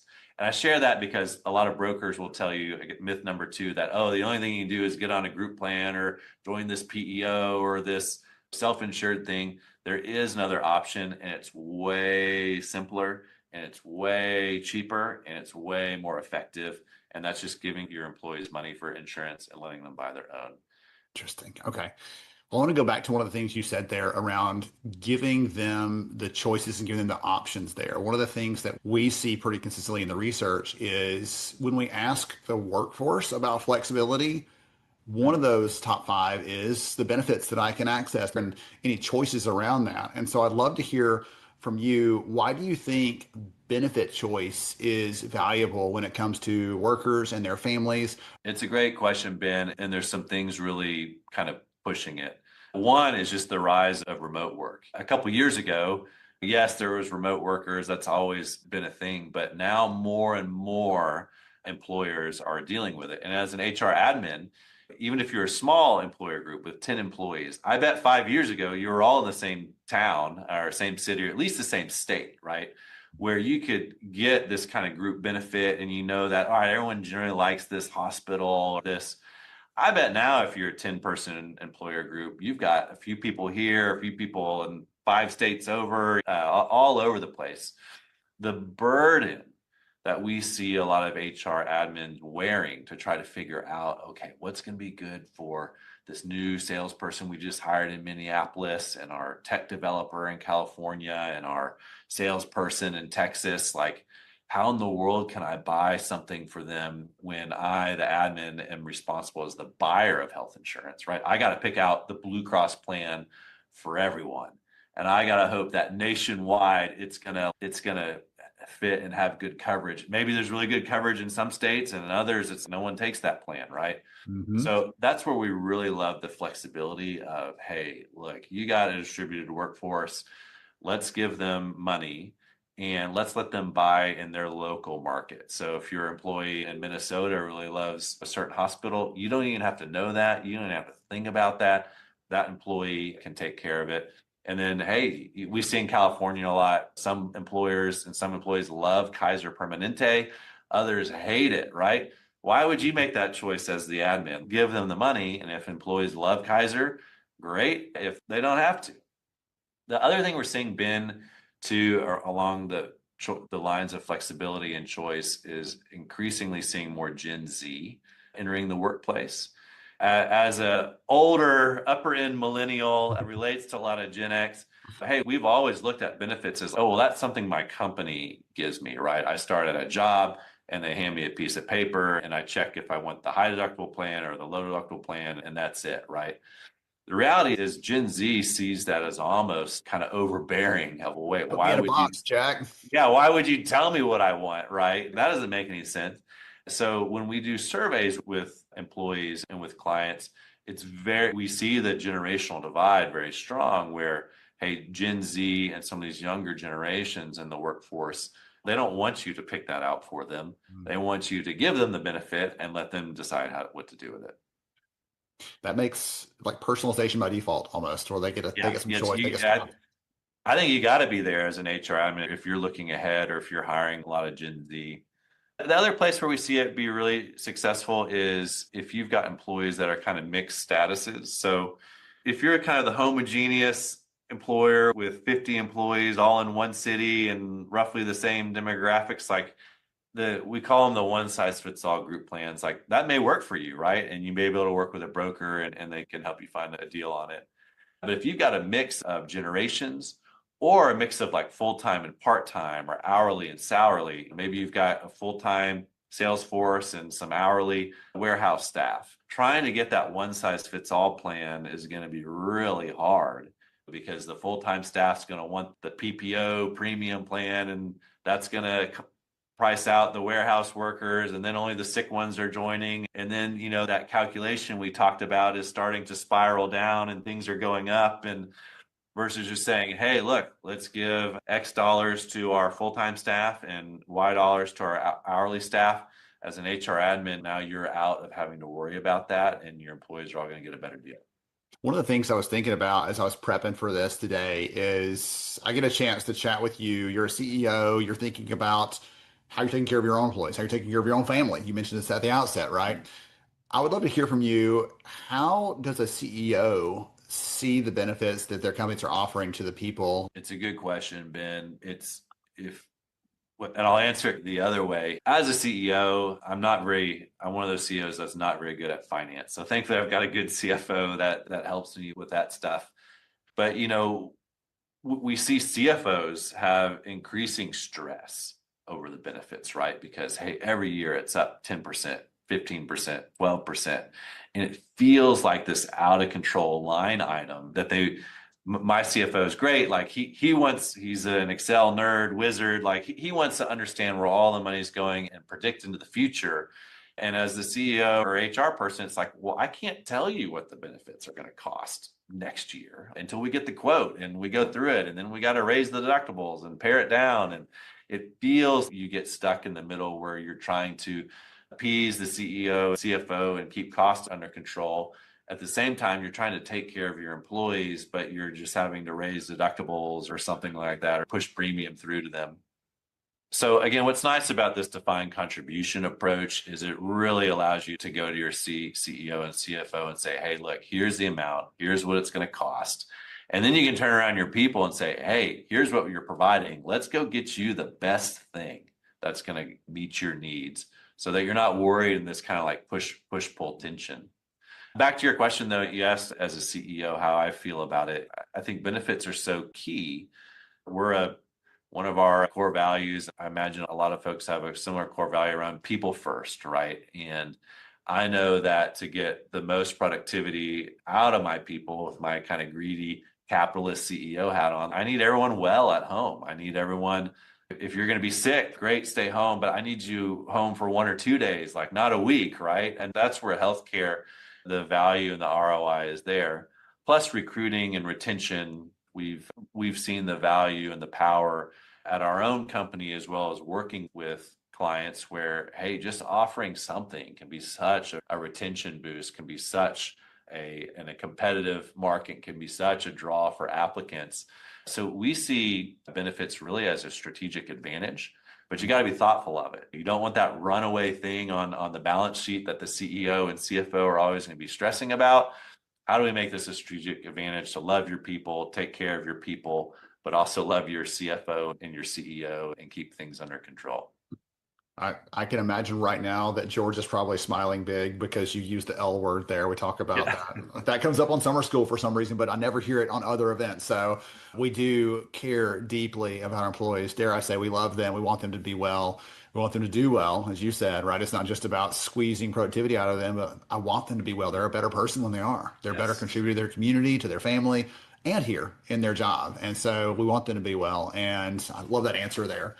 So as we're getting closer to the end here, one of the things I wanted to ask you to sort of wrap us up, you had this unique perspective where you're talking to a lot of these HR leaders, benefits administrators, all these sorts of things on a regular basis. What is one of the biggest complaints that you hear from those people when they're talking about the benefits they're offering? Because they're showing up because they have a problem typically. What is one of the biggest complaints or problems they're talking about? Ooh, there's 2 that really come to mind. One is the constant premium increases, and they're being asked by their CFO, right, to raise deductibles or something to balance out the costs. And we see HR leaders, like you said, they're stuck between a rock and a hard place of loving their employees, but having to meet numbers. And that is a very frustrating place to be. The second thing we see is HR leaders that it's with good intentions or out of necessity, but they've become the go-to conduit for their employees to the insurance companies. And now they're having to argue and haggle and handle all these things. We see those 2 complaints a lot where, hey, we're stuck with these costs and I've got to take care of my employees, but we just can't do it as a business. Or, hey, I'm the HR admin or the benefits admin and I'm on the phone all day taking care of insurance issues or trying to answer employee questions. And I got into HR because I love people, not because I want to be on hold with Blue Cross or something like that for hours and hours a day. So those are the 2 big complaints we see, and where again, there's not a silver bullet, but I would encourage HR admins, if you're on your own, hey, look for other options. And this is where the defined contribution can be a great starting point for benefits. Or if you're working with a broker, hey, push them and ask for other things. Don't let them just keep feeding you the easy group plan with the 12% increases. Ask for alternatives. Ask for Defined contribution. The thing we do in particular, I mentioned a new law in 2020. It's called an individual coverage HRA or ICRA. Ask for an ICRA quote and your broker will get you one. And there's ways to address those complaints where, again, you can still love and take care of your employees, but you can also get out of being in the healthcare business, which is a huge sigh of relief to a lot of people. I was telling someone the other day that of all the things that I did, all the hats or helmets that I wore, pick your verbiage there, when I was an HR leader, I really liked like comp and stuff like that. But on the benefit side, it was just like, I'm not a super in the weeds person. The picture I'm getting here is I get to spend more time on these other parts of HR that I love instead of, as you said, being the hub for all benefits things or being the person who has to be an expert on everything because you're using a group plan and they see you as their first touch point. So we've covered some really good ground here, Jack. If someone wants to hear more about Take Command, the good work that you're doing for your clients, or even, hey, I'm kind of curious how this works to go deeper into the mechanics of it, what's the best way for them to follow up or connect? I appreciate getting to connect today. Easiest way is takecommandhealth.com. You can see we're a one-trick pony in the benefit space in terms of being able to do this kind of alternative reimbursement methods. We are not overly salesy though. So if you request a quote from us or a design and it's not a right fit, we will steer you back to your broker or point you the right way. All right. Well, thank you again for all of you out there listening. I'll make sure it's in the chat, but takecommandhealth.com is how you can connect, learn more about what they're doing. There's a really cool map on the website where you can see the states and places where it's best fit. Really cool data there. Data nerd, obviously. So Jack, thank you again to you and the team for supporting the event today, for connecting in and sharing your passion for this. I really appreciate it. And to all of you out there, stay tuned for more good stuff coming right up. All right. Oh, there we go. All right. George, I told you, like, there's a couple of good comments in there that Jack made. He talked about running with the herd and the challenge around that. He talked about HR needs to have a helmet on sometimes. I thought he was talking about hats. So I was going over, I'm in my office. I got different types of hats that I wear, sports dad hats, baseball hats. If you're in Indiana right now, you go outside, you need a nice little, nifty hat. But I don't think I can fit my helmet anymore, Ben. And like most case scenarios, there's always a hole in my head. It's just it's not good. Trouble. There's a gap in my helmet. He said something, and so let there be warnings. George acronym coming soon. George acronym alert. George acronym alert. When he was talking about running with the herds, and I didn't know which one you're thinking of. But naturally, there's so many different songs that came in my head at first. Now I'll spare everybody my voice that is of an angel, but the angel died. But when I think about the herds, I think about just quick acronym: habit-driven benefits, like what everyone else offers; expectation-led decisions, like industry norms over employee needs; risk-averse thinking. I think Jack touched a lot of this, like value stuff that is just different when it comes to benefits, like. When it thinks of risk-averse thinking, afraid to challenge legacy plans and things of that nature. Don't be afraid of those things. Disconnected value, benefits that look good but aren't used, right? Like the disconnected value, you would just add in some value because it makes it look good. And then S is for stagnant strategies, no evolution as the workforce changes. And so I would say this to Jack's comment of, yes, HR doesn't need to run with the herds. HR should lead. And so, let's lead these things and be able to adapt accordingly. Because I think, as we said last year and previous years, and I think it's your shirt, maybe one size doesn't fit all. That's right. One plan doesn't fit everybody, and you got to be able to have opportunities and benefits that are balanced. And I love that opportunity where you have options there. Yes. There was so much good commentary from the conversation again, I'm watching like 3 different chats trying to be in all the places, and all of you are sharing together. Some of you are talking about, hey, this is interesting. I'm curious about this. And you can scan the QR code. You can reach back out to them. Or if you can't figure out how to reach Jack or someone on the team, just ping me or George. We'll help you get connected there. But they're doing some good stuff, and it's worth taking a look. So thank you all for that so far. Look at this. All right. I'll pop this up really quickly because George, I'm going to ruin it, but we're ahead of schedule a little bit, and that doesn't normally happen. So I think I gave us a little extra buffer more than usual. So our next conversation is with Ken from Hi Bob. So Ken and I have talked We were at summer school last year talking about some different things around culture and what companies can do to measure outcomes, improve the value of HR. And in this conversation, we're talking about some of the things that Amy and I actually touched on briefly around how AI is changing some of that trust connection at work and how some of the work itself is being done is changing. And so we'll get into some of that piece there that I think is really intriguing, really helpful for us to be thinking about, because this is a fundamental change. I was on a session this morning with a friend and I said, people keep talking about all this AI stuff like it's a light switch you turn on or turn off. And it's so much more than that. It's a human change fundamentally, not a technology change. And we are the experts in humans at work. So let's jump into this conversation with Ken, hear from him, and then we'll wrap up with the final discussion with George and Prejean, and we'll do some giveaways and all that good stuff. We've already got like a bunch of people tagged for giveaways in the comments already. Please continue those. Remember from earlier, I said, hey, if you're listening to a session, like, here's a myth, throw that myth in there. We've already tagged a bunch of the ones that I saw earlier, but if you have another one, please throw it in and we'll continue on. So with that said, let's jump into a conversation with Ken from HiBob. Everyone, so excited to be here with you today. And we've had some great conversations already. I'm so excited to be joined here by a friend, fellow nerd, researcher, just all around good guy, Ken Matos. We're going to be talking about some of the things that he is seeing over at HiBob as they're doing some research on the workplace, the workforce. He and I love comparing notes on the research. Ken, welcome. So glad you're here. I'm always glad to chit chat with you, Ben. It is always a blast. We always go down some fun rabbit holes and sometimes discover something that's actually useful for people. I mean, there's always a benefit to that. So before we get into some of the fun things you're going to be talking about today, it's about AI, some of their myths, entry-level work, other things. Take a minute and tell the audience more about who you are and what you do, please. Absolutely. So I'm Ken Matos. If you haven't seen me, I am the director of the Insights Lab at HiBob. I oversee our team that is focused on understanding the world of work, what's happening, why it's happening, where it's going, and enabling our customers and my colleagues to better adapt to that changing world. Awesome. So we're going to get into some good things here from that, some things you're seeing.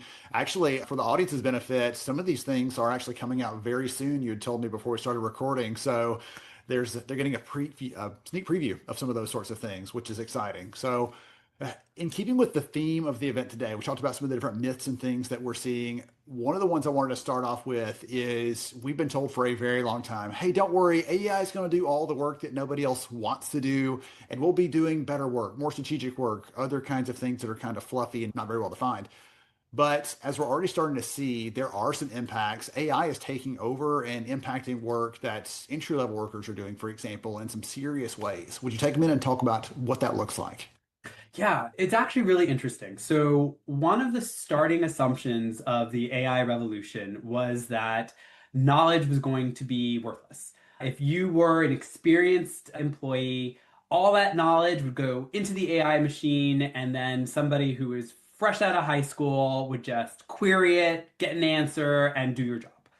And the exact opposite seems to be what's happening. Because I think one of the things that people get wrong about AI is they think about it the way they think about like a Google search, where it is a reference tool. And so it pulls up the exact information. AI is much more like memory. It constructs what it gives you at the moment that it gives it to you.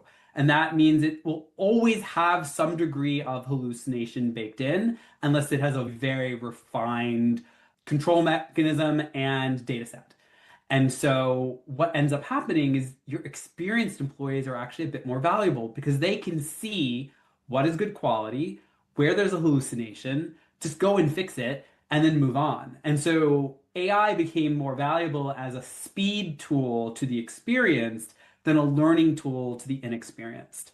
So what we're seeing in some of the data is that companies are leaning into hiring more 2-year plus people than right out of college. There's this weird about 2 years-ish moat that is surrounding the workplace. The moat example, I think, is the best one I've heard so far that explains that talks about this weird gap.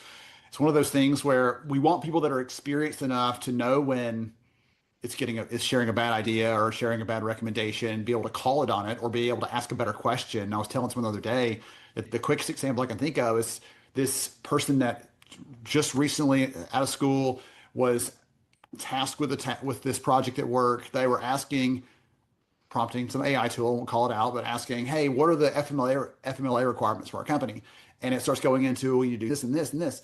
And I said, hey, by the way, you don't actually have to be subject to that because your company is too small to require that. And they're like, oh no. So they asked a bad question because they didn't have that knowledge, that exposure, that application and experience that you're talking about there, that moat. Like they missed that. They were still on the other side of that. And because of it, they were asking the wrong questions and would have led them down the wrong path if not for me stepping in and just letting them know that, hey, don't do that. So that sort of thing amplified by anyone who's stepping in the workplace, and companies are like, that's a little risky. So let's have someone who's more experienced in this potentially talk about. So let's say the audience is hearing this, and maybe for the first time, they're thinking through the implications of this sort of thing. Why should they care? What's the thing, the aha, okay, HR, here's the thing you need to know and need to go do. So I think the big issue is long-term pipeline.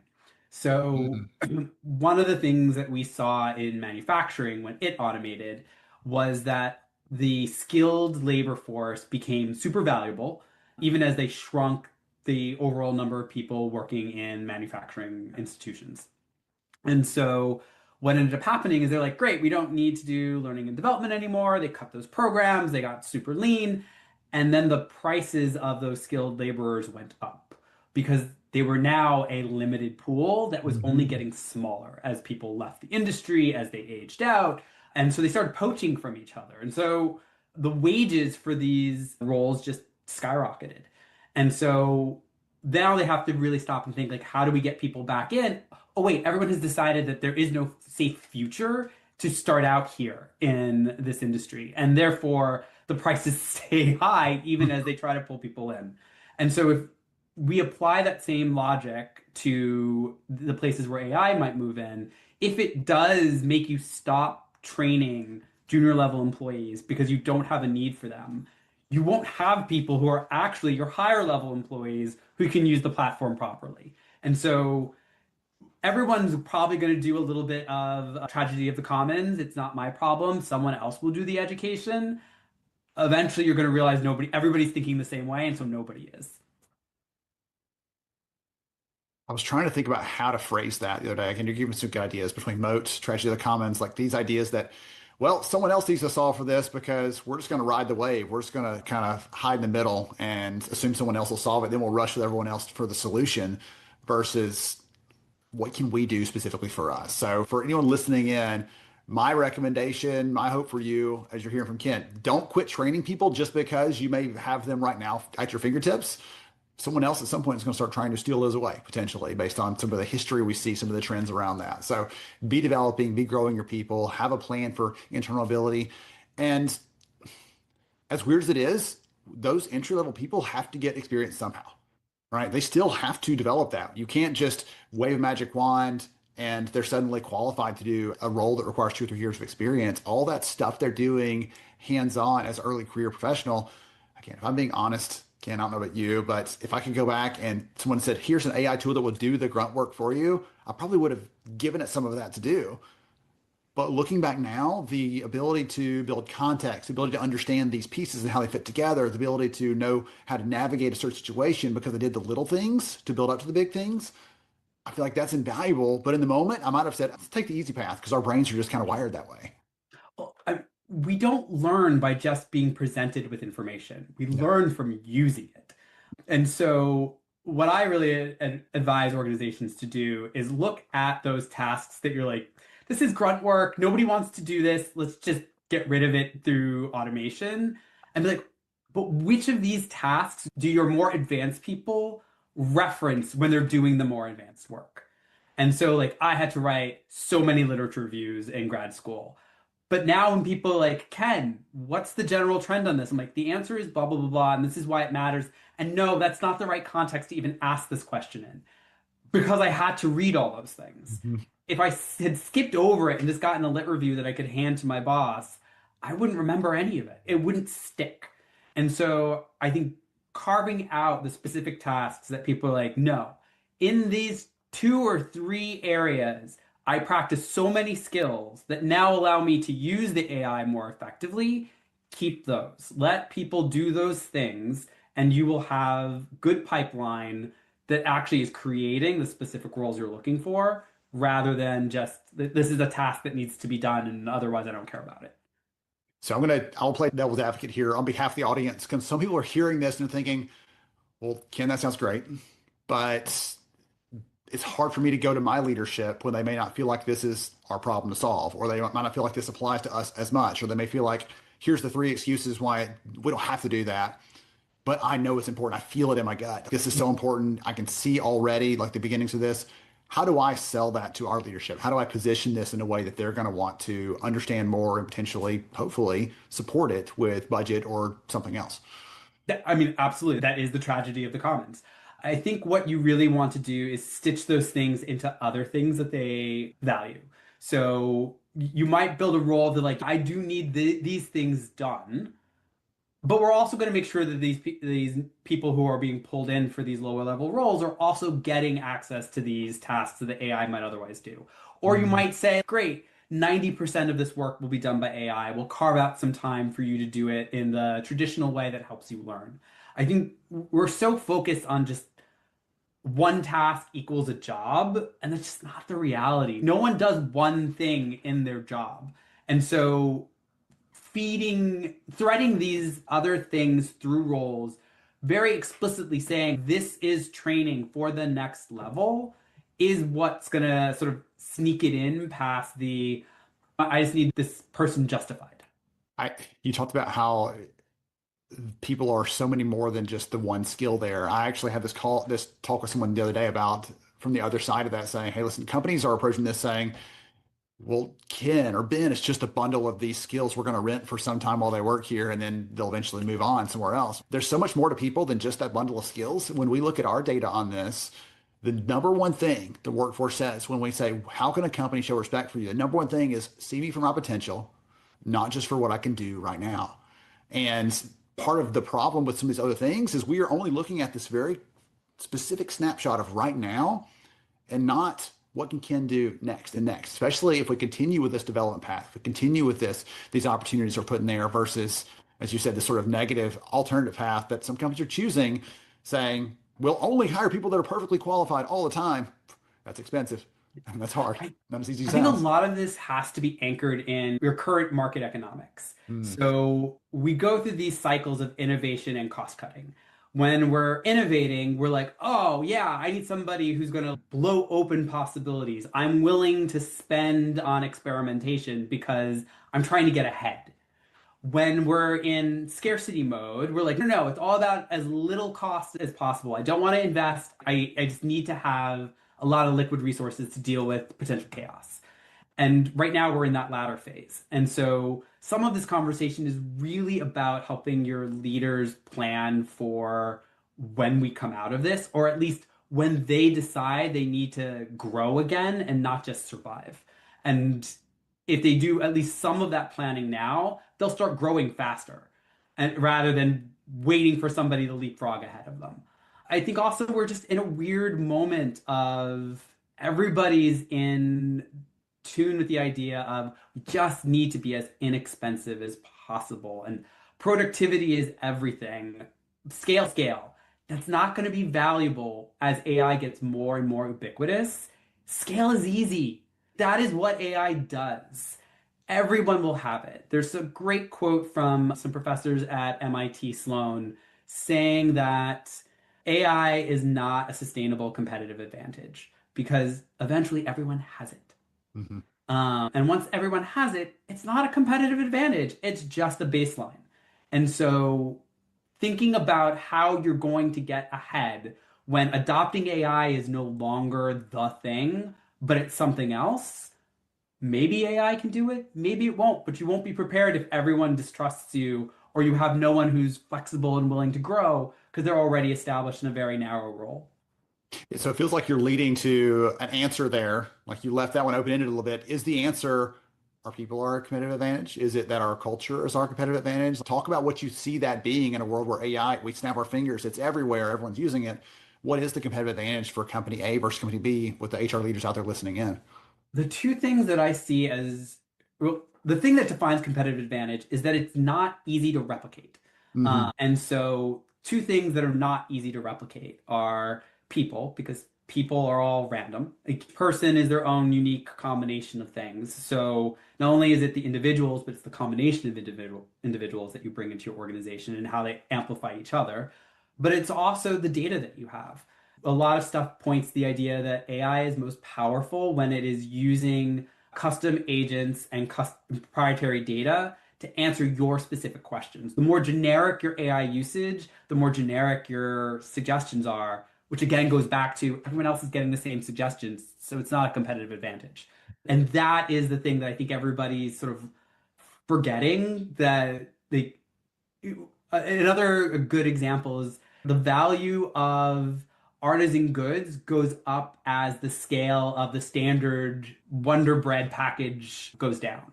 And so I'm willing to pay more to get something that feels different and innovative when everything else feels the same. And so we're very much just going through a cycle. And so I would counsel HR people to deal with what's happening today, but continue to lay the groundwork for the moment when it flips, because that's when they're going to go, oh, yeah, you were saying the return to what people do, how they create innovation and artisan value that I can't replicate via AI consistently is back up again. Let's use that. And thanks to you, we're not completely behind. And so I think that's where people should be living. One of the things you just said there that my brain is spinning in 15 directions right now trying to figure out the answer to this. I don't know the answer, but you talked about competitive advantage. The first one before the data one that you played into really well, you said not just people, but the mix of people, the specific mix. Do you have the amplifiers? Do you have the people that make the work people, the teams around them more capable, more productive, more satisfied in their work because they're lifters and not someone who's just a drainer that's in there? So I'm thinking about that one a little bit. I'm super curious because that may be the data are going to tie into that, how we see those people and how we understand that, because right now we probably couldn't pick out more than a handful of those, but they may exist in your business. We just don't know who they are at this point. Absolutely. I think you raised two other things. One, I think you gave an example of that when you were talking about the FMLA piece. Like the fact that the person had you to look at the stuff and go, wait, you're under 50. Like the AI is tricking you. Yep. Is an example of having the right team. They knew how to do all the other stuff, but they didn't have a colleague to say, wait, what's going on? They would have just moved forward. And so that's an example of having the right collective to get to the correct answer, even though AI was right there in the middle of it. And so I think that's a thing to keep in mind as we think about what is it that we're looking for. It's not just interpersonal interactions, but it's like, how do they amplify each other's work and improve where they're going? Mm-hmm. I don't remember her name off the top of my head. I cannot remember her name. Wonderful lady from the Mayo Clinic. We talked about, she's the head of leadership selection. Had a great conversation with her about how they pick leaders. And she said, we learned over a decade ago, she said, we couldn't pick the one who was the superstar, who wanted the spotlight, because they may be good in their domain, but they cost something else in the people around them. We hire someone who doesn't really care about the spotlight unless it's shining on someone else that they work with. Like they want to make sure that other people get the glory, get the benefit, get the joy of that. And those leaders are more well respected. They produce more as a team, maybe not individually, but as a team that produce better results. And she said, that's so much better for us. It's less costly for the business, all the things. So some really good stuff here. I know we're drawing close on time, but as we mentioned earlier, some of the things that you talked about today, there's some new research coming out from the team. Y'all continue to publish that and share that out. Again, you and I love getting a chance to nerd out on it. Where's the best place for them to sort of stay in touch with HiBob and the good stuff that y'all are putting out there on a regular basis? Absolutely. hibob.io is the place to come and find our stuff. We're going to be putting out a research report very shortly about where people's time is actually going around making people decisions. You'd be surprised how much goes to defending the decision you made, not just making it. And in a couple months, we're putting out a study on AI skills and specifically what people in different markets think are the AI skills you need, trying to get below generative AI, but really break that down to meaningful stuff, as well as like how much you're going to have to pay for those skills. So keep an eye on our website for that info. hibob.io. Make sure that gets into the chat here so people can check that out. Ken, thank you again for your passion for this, for the light you're shedding for the community on these important topics. Continuing to blaze a path there. Appreciate you. Absolutely. Thanks for having me. All right. Back at it, George. So many good comments there from Ken. Anything for you that was your favorite or a standout or a theme, or did you come up with an acronym while we were waiting? What's the deal? I think it's the one that you sent me. And so I must steal it. I know that we were talking about, how we can really explore on the comment, but you sent me a message that Ken actually made about not just having the right people, but having a mix of people and having the right mix of people. I think of the Energy Bus book I read a while back about it's, it's our job as leaders to get the right people on the bus. The second step of that is to get the wrong people off the bus. And then you put the right people in this mix in the right seat on that bus. And I think that's so important. And I think about how that really impacts even in AI, a lot of the AI conversations. There's so many different types of AI and agents and so on and so forth. And there's something else coming. There's AI stress. There's AI fatigue. but how do we put all the right things that this technology can be good for in the right seat of your company, your organization? Because this whole replacement mentality, that fatigue and stress needs to be calm to where, how do I place this AI tool in the right seat for my company organization, especially in HR and the different opportunities that are there to essentially make some of our jobs easier.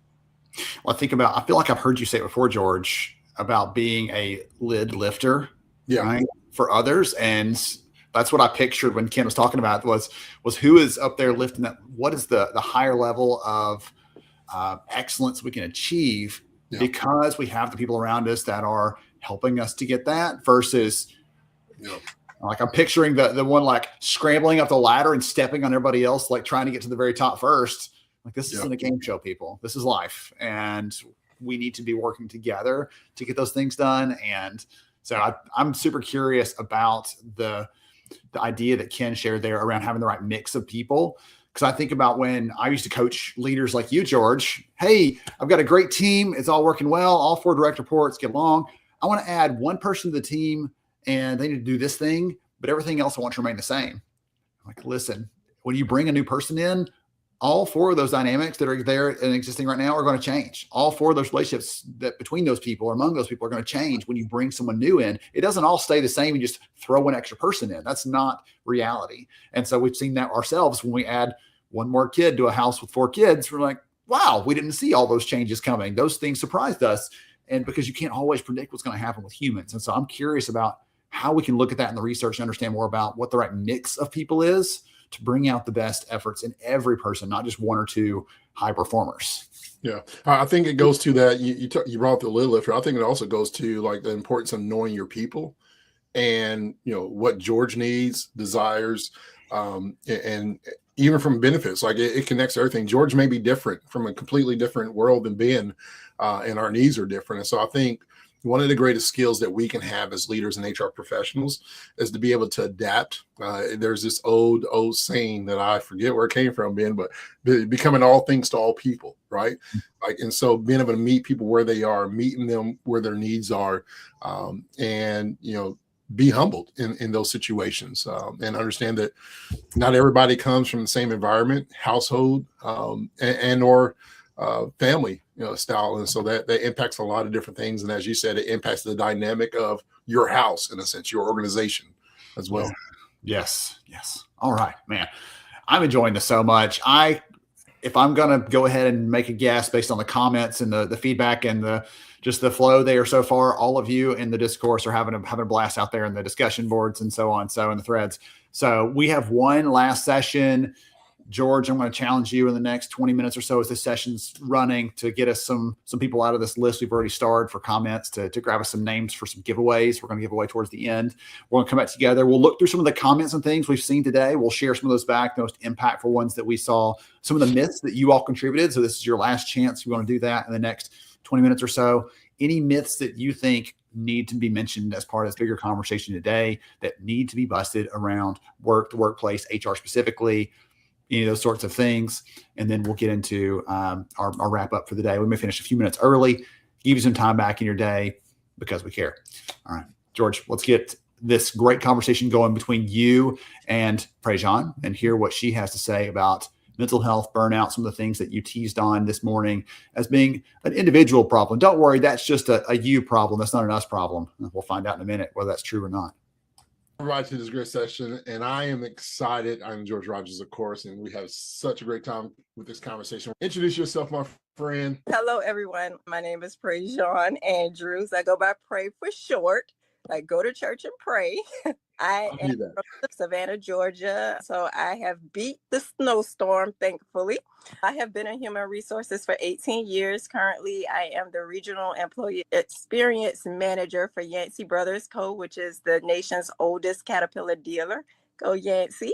Since I've been in human resources, I have had a wealth of experience in a lot of different areas within HR, but I am most passionate about the employee experience, cultivating a culture that employees actually want to work in, because we spend most of our time at work. So it's pretty important that they like the environment in which they work. And so that's something that I'm super passionate about and committed until I no longer work in HR, ensuring that employees like where they work. So that's a little bit about me. We talked a little bit earlier, Pray, on the back end before we start recording about some of the passions that we have. I want to talk a little bit about what I know you're passionate about before we get into this, the mental health aspect of that. Can you talk a little bit about why that's important? Absolutely. So the thing is, we are whole beings. We're not able to compartmentalize when things happen outside of work. And so it's important that employees are able to be their full selves and still be able to come to work and give 110%, which is not always possible when they are experiencing things outside of work. And I have to tell you a quick story. The reason why I'm so passionate about this, probably about 10 years ago, I was working for a company in similar situation where I was regional. And so with that being said, I went to certain buildings at certain times. And on this particular day, my last building of the day, about 2 or 3 o'clock in the afternoon, I walk in and the manager says to me, "Oh my gosh, Pray, I'm so glad you're here.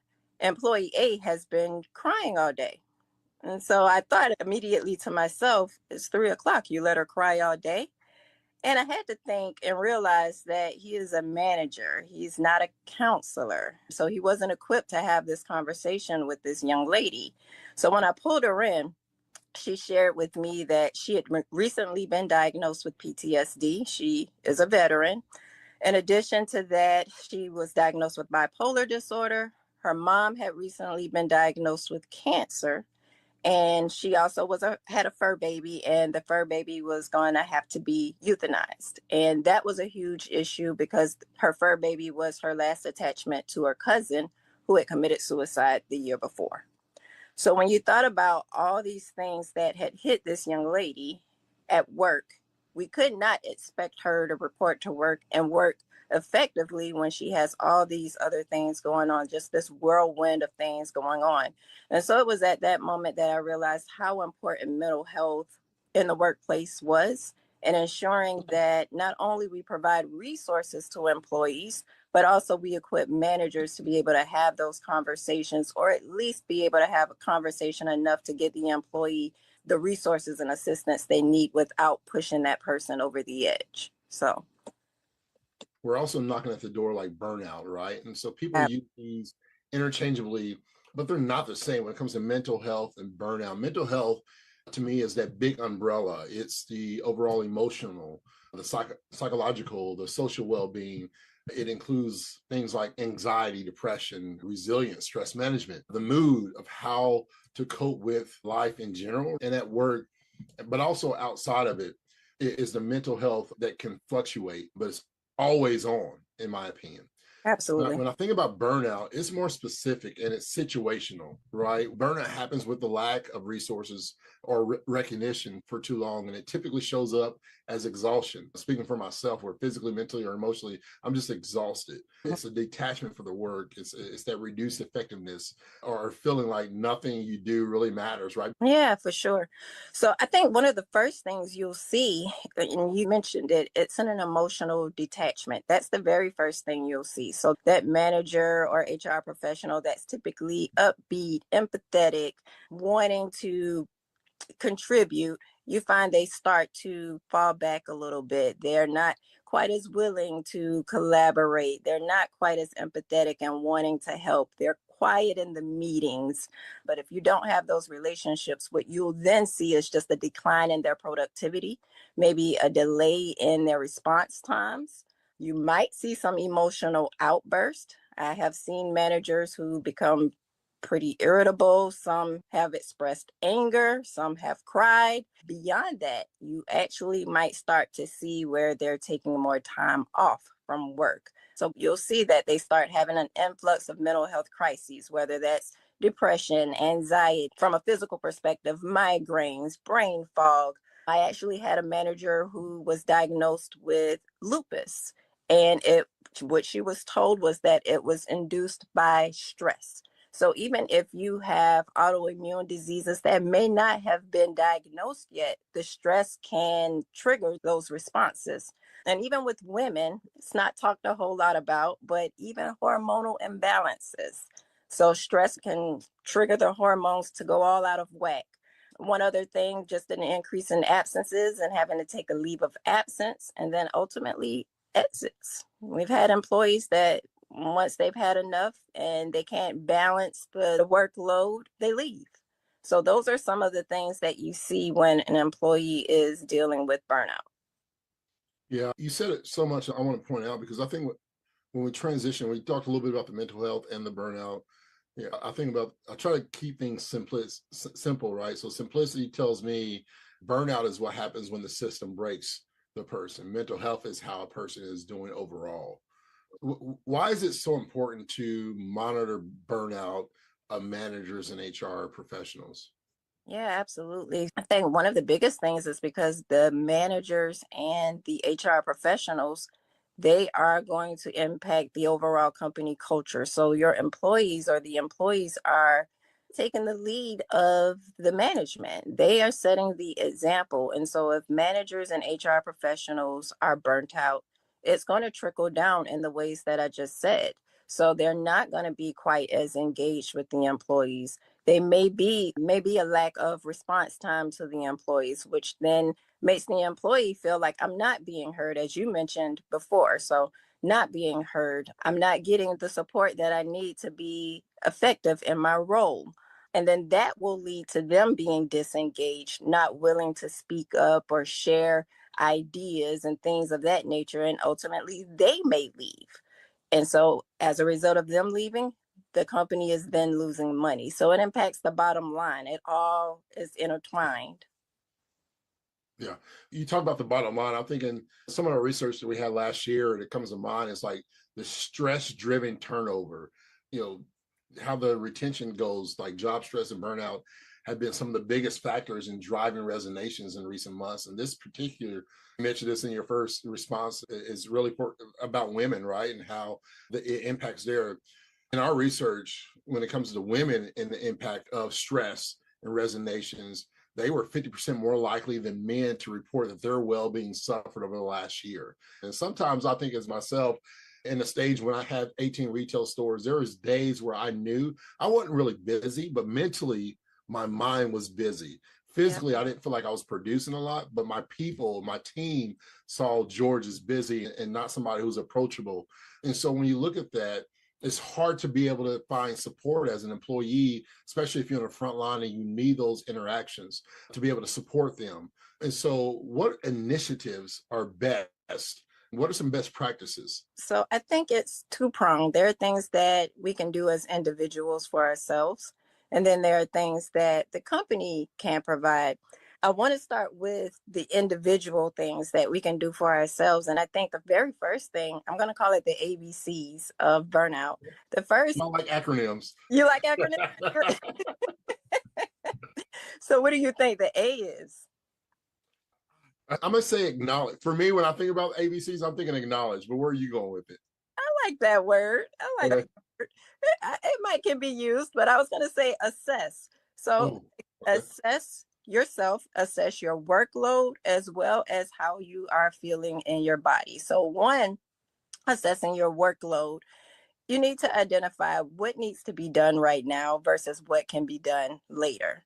I think as managers, and I know for myself as an HR professional, when you have so many people pulling on you at one time, there's the pressure of, I got to get it all done, and they want it like yesterday, so I have to give it to them like yesterday.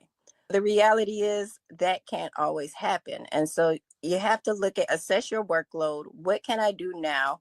What can I do later? What can I put off until later? What's most important?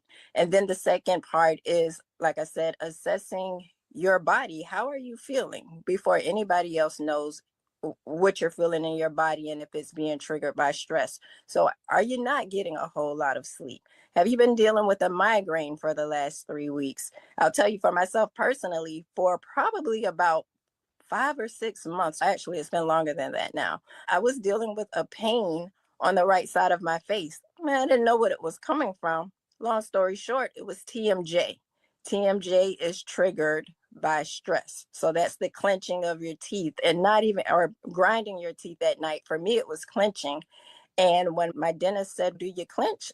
And I'm like, "No, I don't think so."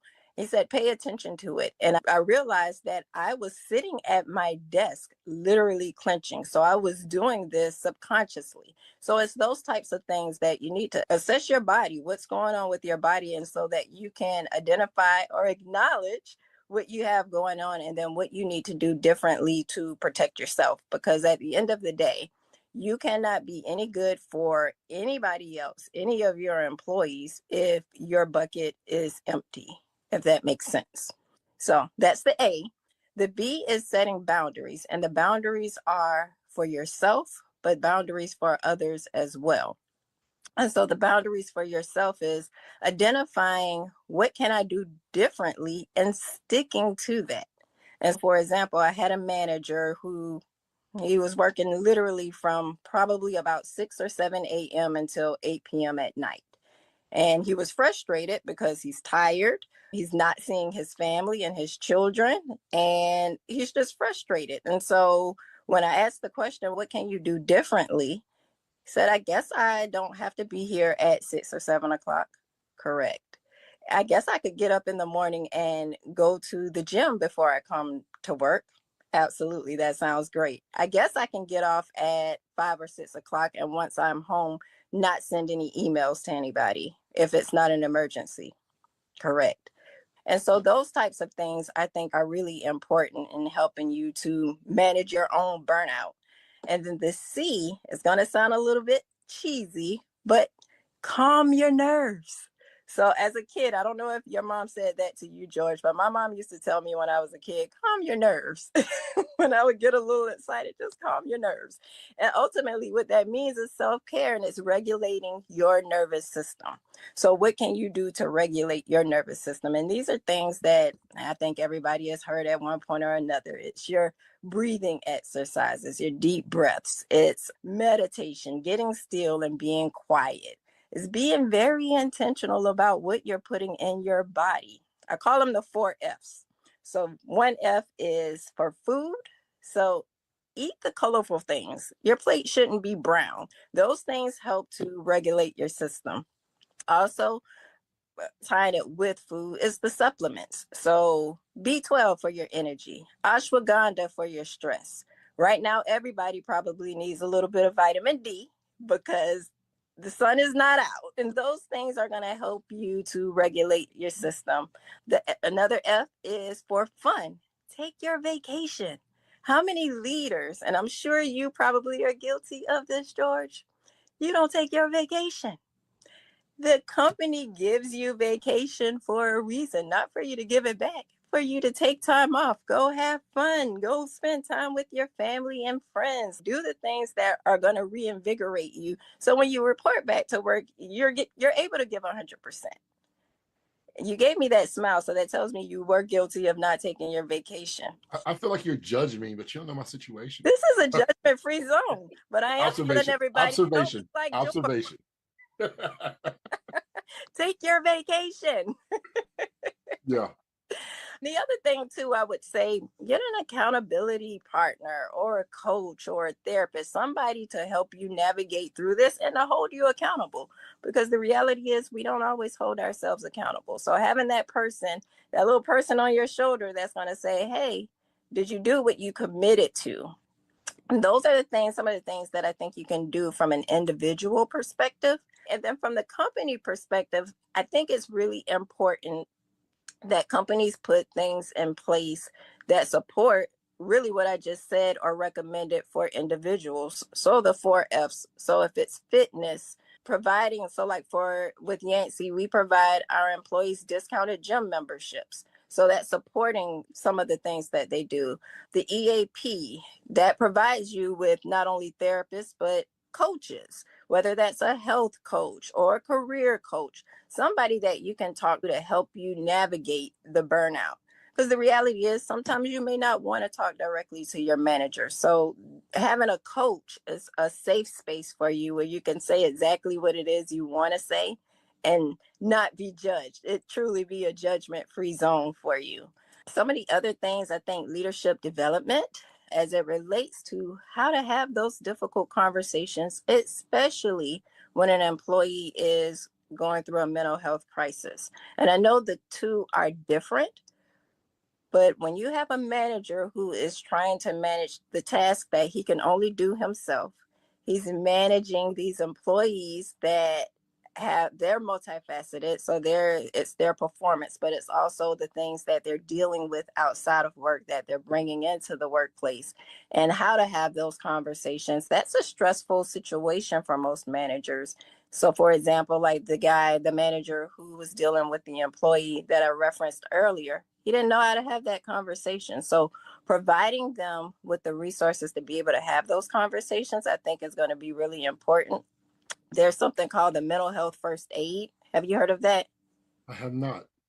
So mental health first aid is a training that is provided to managers. Really, anybody can take it, but it equips you to have a conversation. Let me back up. It equips you to identify when a person is in a mental health crisis, but then also how to have the conversation to get them the resources that they need without trying to be a counselor. It's a really helpful tool, and it's something that I recommend all leaders go through, because when you get that call from an employee saying that they are considering self-harm, which I have had managers to experience that, it takes a little bit of the stress off of them because they know how to have that conversation. So that's something else. Also, what's really important, creating a psychologically safe work environment where employees can raise their hand and say, hey, I am feeling overworked. I'm feeling that I am racing towards burnout and I need help. Being able to say that and know that your manager, not only one, has heard you, but two, is going to do what needs to be done to get you the resources or help that you need is really important. At Yancey, we have something called the Voice of Yancey Committee, and it is an employee-led committee where employees come together and ultimately they're looking at the survey results and then coming up with solutions throughout the course of the year. So one of those things may be recovery experiences. Have you heard of a recovery experience before? Yeah. No, I'm agreeing. Like that sounds Okay. interesting and something that needs to be implemented. A recovery experience is defined by the National Library of Medicine as a non-work activity that creates positive outlooks and restores the employee's energy needed to focus on one's work. So ultimately, it's those things that you can do outside of work that will give you the energy to come back to work. So some of the things that came out out of the Voice of Yancey committee was a regional softball tournament. It seems so simple, but that gave our employees a stress reliever. It fostered fitness, it fostered camaraderie, and they were excited. And we did that. They invited their families, and it was an amazing event. And they were all excited to come back to work. So it's little things like that can make a huge difference. And ultimately, what I'm saying is involving the employees in the solution is really important. You and I can sit in a room across the table and say, this is what we think needs to be implemented for these employees. But if the employee doesn't value it, it doesn't matter. So involving the employee in the solution to help them with the burnout, reduce the burnout, and have work-life balance. So the EAP, which most companies have, but then also targeting those other areas like the fitness, the fun. So for like at Yancey, we actually offer discounted tickets to our employees to concerts. So those are some of the things that I think are super important that will help to navigate the burnout and encourage work-life balance. Listen, this has been a great conversation. When I think about everything, just to wrap this up, and I'll give you one last thing to close out here. When I think about burnout and I put myself, a lot of people ask me, George, when was the last time you were an employee somewhere versus working for yourself or working on in a company? And one of those triggers, and I remember it so vividly, of a leader who was struggling. And it was one of those lessons where I wanted to be a leader that was better than this situation for me. And I won't say names or experiences for time's sake, but I'll end it with this: to employees, to the front line, to your team, a leader who is too busy feels no different than a leader who doesn't care, right? To employees. And that's a stronghold for a lot of people, because I believe even in those people who are struggling with burnout, burnout doesn't just exhaust leaders. It quietly starves teams of the time they need. As we wrap up here, what's one last word, and then tell everybody how they can connect with you? And so although we are required to show up for everyone, we can't show up for anybody if we don't first show up for ourselves. So that would be my closing word: show up for yourself, take care of you. And once you do that, you're able to better take care of your team. And to keep in contact with me, just find me on LinkedIn. It's Prejean Andrews, and I'm based out of Savannah, and I can guarantee that I am the only one on LinkedIn, so I should not be hard to find. Awesome. Thank you so much, Prejean. Thank you. Okay, George, we are on the home stretch here, and it looks like you have changed your clothing. You want to tell us more about that? Shout out to isolved, our partner here today. We were supposed to be in Charlotte, and I was so excited about being with all of my isolved people, Amy Mosier and Paige and Christy, all these great people at isolved. They're celebrating 40 years, 80s babies. And so I just thought, I'll represent in my house. I'm going to throw myself a little lunch party and virtual by myself with all my isolved people heroes that are not here. I'm just going to virtually, be a part of the celebration. So shout out to isolved, celebrating 40 years. And thank you again for being a partner with us today. Absolutely. My goodness. That's I think you're winning with the hat, people. They're loving that. It's not a shoe, but you're trying. Hey, okay. if you haven't noticed, the shoes have been changing every you might have to go back, but here we are, Homer Simpson dunking, little donut shoe there. The shoe's been changing throughout. So if people have not noticed, some people have noticed. Some people have noticed. So George, that's his way to sneak that in there. Sneaking it in there. Okay. So George, we had so many good comments today. We've got time to go through and touch on a couple of those. I've been looking at these, and I will come to the awards or the prizes and things in just a moment. But I wanted to touch on just a couple of the ones that stood out to me. For example, someone talked about HR being the principal's office, being the myth. And I liked Angela's comment. She said, listen, the principal in most schools is kind of the figurehead. They're shaking hands, kissing babies. Vice principal is the one that gets it all done. And so, George, if you're the vice principal around here, you're the one who is the doing the dirty work. And someone's like, that's one of the myths that they think it needs to be broken, because HR is not like that. Yeah, that's a good one. That's a good one. One of the other ones was from Lee on YouTube. Lee said, one of the biggest myths is that HR people don't need HR. People that are working in this field don't need someone advocating for them, looking out for their needs, making sure they're taken care of. Well, you're in HR, you should be good to go. And again, it goes back to that conversation earlier about people are more than just their job title. There's so much more than that. People need people too. I think that's one of the biggest challenges, especially just in leadership in general. I know we have HR professionals, but who's showing up? And Prejean said it best. We got to show up for ourselves. Number one, like the greatest leader and principle of leadership is self-leadership. Before you can lead somebody else, you must first lead yourself. And so being able to show up for yourself, but it's very interesting. And I encourage others. I think, having a community around you, having people around you that support you, that understands what it's like to be a HR 1 or HR 1,000. It's important to have a circle of people that can help you hold up your arms when they're tired. Yeah. Yes. So I want to go back to one of the things that came up in the conversation with you and Prejean, because she was talking about some of the key, specific, tangible things we can do, which I thought was great. Really giving people some ideas on what we can do around that. And one of the ideas that occurred to me is just talking through taking time for meditation or eating the right things, like those things that we all know we should be doing, and we sort of gloss over it and don't always do it. I was reminded of a quote from Henry Ward Beecher. The first hour is the rudder of the day. The first hour is the rudder of the day. It steers the rest of your day. And if the first thing you do is you get up and you check all the negative news and you're like all the comments and everything, all those things, no. The first hour is, let me take a few minutes to be grateful for the things that I have, the people that I have in my life, the opportunities that I have in front of me. Take a moment to do something. I go for a walk. I know you love your morning walks, maybe not when it's like foot of snow or more, but you like your morning walks for that same reason. Do some things to fill your own cup so that later on the day is steered by those things you poured into yourself early on. And I just wanted to give that quick comment. One other bit that came up in there, we're talking about the vacation bit. I was actually telling my kids the other day, so I was guilty of this. I was the HR person that did not take vacation and ended up running up against the cap and losing accruals because there was no more, I couldn't accrue any more vacation. I was losing that. And there's a company that I ran across years ago that I love their story. It freaks people out. So fair warning, this is going to sound super out there, but I think the story behind it is great. So there's a company called Motley Fool. One of the things they do is called a fool's errand.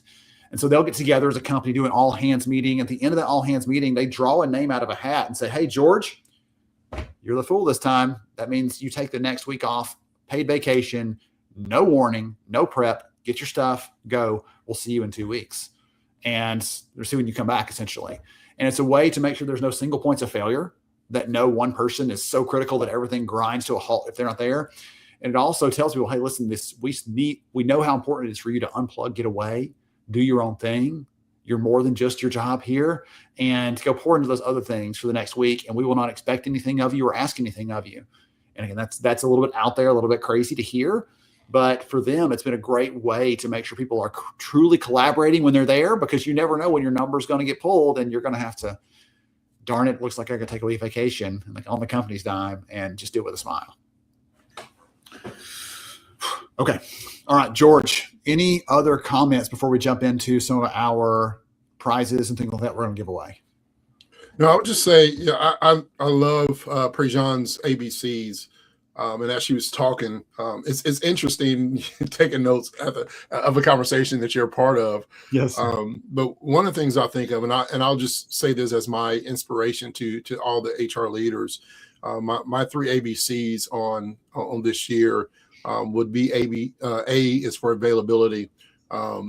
Making sure that you're available, not just for others, but making sure you're available to yourself. And Ben, you talked about how I like my morning walks. Just finding some time. It doesn't necessarily have to be a walk. Find a closet, find a room where it can just be you, but being available to you, especially when calendars are full and attention is fragmented and teams are deprioritized within the workplace and there's so much going on. Be available, because leaders who are physically present but not meaningfully accessible is a cause for burnout. It's a cause for people to say, I don't feel connected. I don't feel a sense of belonging. The B is for men with cognitive and emotionally capacity is depleted. Like we talked about this so many times, and it would happen today in a conversation. Who's filling your cup? Like you can't pour from an empty cup, or a leaky cup for that matter. And so, being well intentioned, because sometimes as leaders we lack that energy to coach, to listen, and to follow through at times. And so, what's your bandwidth? Know that, and know when it's getting low. And again, that's why I said it's important for us to find our circle. The C is for credibility. What I know is true, Ben, is this, and my father has taught me this. I was adopted. And Tim McNamee, when he brought me in his life, one of the things he always says is that you're only as good as your name. And we're trying doesn't translate into time or support as a leader, trust erodes. To employees, especially to Gen Z, busy feels the same as indifferent. And I said that before, but there's a reason why people call on Ben Eubanks, because he's dependable, because he's a man of his word, because he has character and integrity, right? We're only as good as our credibility, and our credibility is a representation of our name. And so how are you keeping your name, not your title? How are you keeping your name pure? It's not about saying yes and being a pleaser, but when you do say yes, it's about showing up and being able to mark those. And so your availability, your bandwidth, your credibility, there's power in your name. And if there's not, you should get some. If there's not, you should get some. My goodness. How's that for a challenge, everybody? Straight from George Rogers. Woo, goodness. Okay. I'm going to, Lordy. I'm like, all right. So a couple of quick things we're going to run through here before we wrap up for the day. Great word, George. Great word. Oh, goodness. I want to go for a run right now. Okay. If you hear us talking about research data, things like that, and you're like, curious about that, or I'd love to hear more about what George is talking about around the mental health data, or I want to hear more about what Ben has said around people learning and taking opportunity and autonomy together to create a right learning culture, any of those sorts of things, you ever want to see it, the research is free. It's available. You can get that anytime you want to. It's there in our research library. We're working on redesigning that because right now it's just a bunch of stuff. We're trying to get that redesigned so it's easier to find things in there by topic, but you can get that again for free available. The giveaways. So we went through, grabbed a bunch of great comments from all of you. I wish we could do something for every single person here because there were so many good comments, so much conversation around supporting each other, supporting our people, supporting the business, and creating a workplace that people don't just survive in, George, but they thrive in. So for all of you, the actual instructions are not here on screen because George likes to roll that way, but you can shoot an email to events@lhra.io. If someone can drop that in the chat, I would appreciate it because my hands are busy. But events@lhra.io. Jill will get your name, get you a thing to fill out, and we'll get you all set up so we can get that to you as soon as we can. George, what are we actually giving away today? We are going to give away the great community. So we have launched our Lighthouse community for HR Summer School alumni and all HR professionals. And so love for you to join our community. Not just a community where we're dabbling and talking about a little bit of everything. We got different spaces. So if you want to learn more about TA learning, organizational change management, future of work, we have those different type of spaces, but we also will be having courses throughout the year. Coming up, we'll be doing a self-leadership course that's free for our community group on that. We have some other courses that's going to be a part of that, some ethics courses. So we got a lot of cool things planned, some learning things as well. And then it's just an opportunity to share best practices and or myths. We like to bust some myths together. Or if you have any questions or, hey, did you know, or how do you, or how have you? It's just a great private community to be able to connect with each other, like-minded people, just like we have here in the chat today. Tremendous. Awesome. We're so excited about that, really taking that further. And as someone said a moment ago, like the best thing about summer school is all this together. Man, can't we do that all the time? Now you can. Now there's some things available out there for that. So such a fun time. I enjoy this. This is the best part of my day, I can guarantee you. So thank you all for joining us today. We appreciate the team, iSolved, Hi Bob, Take Command. You heard from each of the leaders of those companies today, talking about some of the things that they're helping with, some of the themes and priorities that they're working on right now. And as I can see from the conversation, that aligns to a lot of things that we're thinking about. If you are certified and you want your credits, take a screenshot right there. Hold on, here you go. There you go. All right, take your screenshot, get your credits, and go take care of that. We appreciate you all for joining us, for spending time with us, for your hearts being where they are. We can see from the comments, we can see from the feedback, from the input from all of you, that you're not just putting in the hours at doing this work, but you're putting the heart behind it and the thought behind it about how you can do this well and really meet the needs of your people. So thank you all for joining us today. We can't wait to see you at Summer School 3-day event in June. As usual, we'll be sharing some announcements on that very soon. Some great things to come. We'll be giving away our Unity Award like we do every year. We have some other fun things wrapped into that. It's going to be a blast. George, I'm so excited about this year and the good things ahead. And I wish the best for everyone in our community. Any closing thoughts before we wrap up? Uh-oh. You're muted, George. I thought we were going to make it through this thing without that. Oh, You know, we have to do that. It's a tradition. It's an HR summer school tradition. not the that- one I meant to start, we but have yeah. to- and I remember that face. I remember the first HR summer school where Ben Eubanks, I got the picture. I'm gonna have to post it later today because you just reminded me of that. No, I'm excited. This was incredible 2.5 hours with our HR summer school network and family community, everything above, whichever part you are.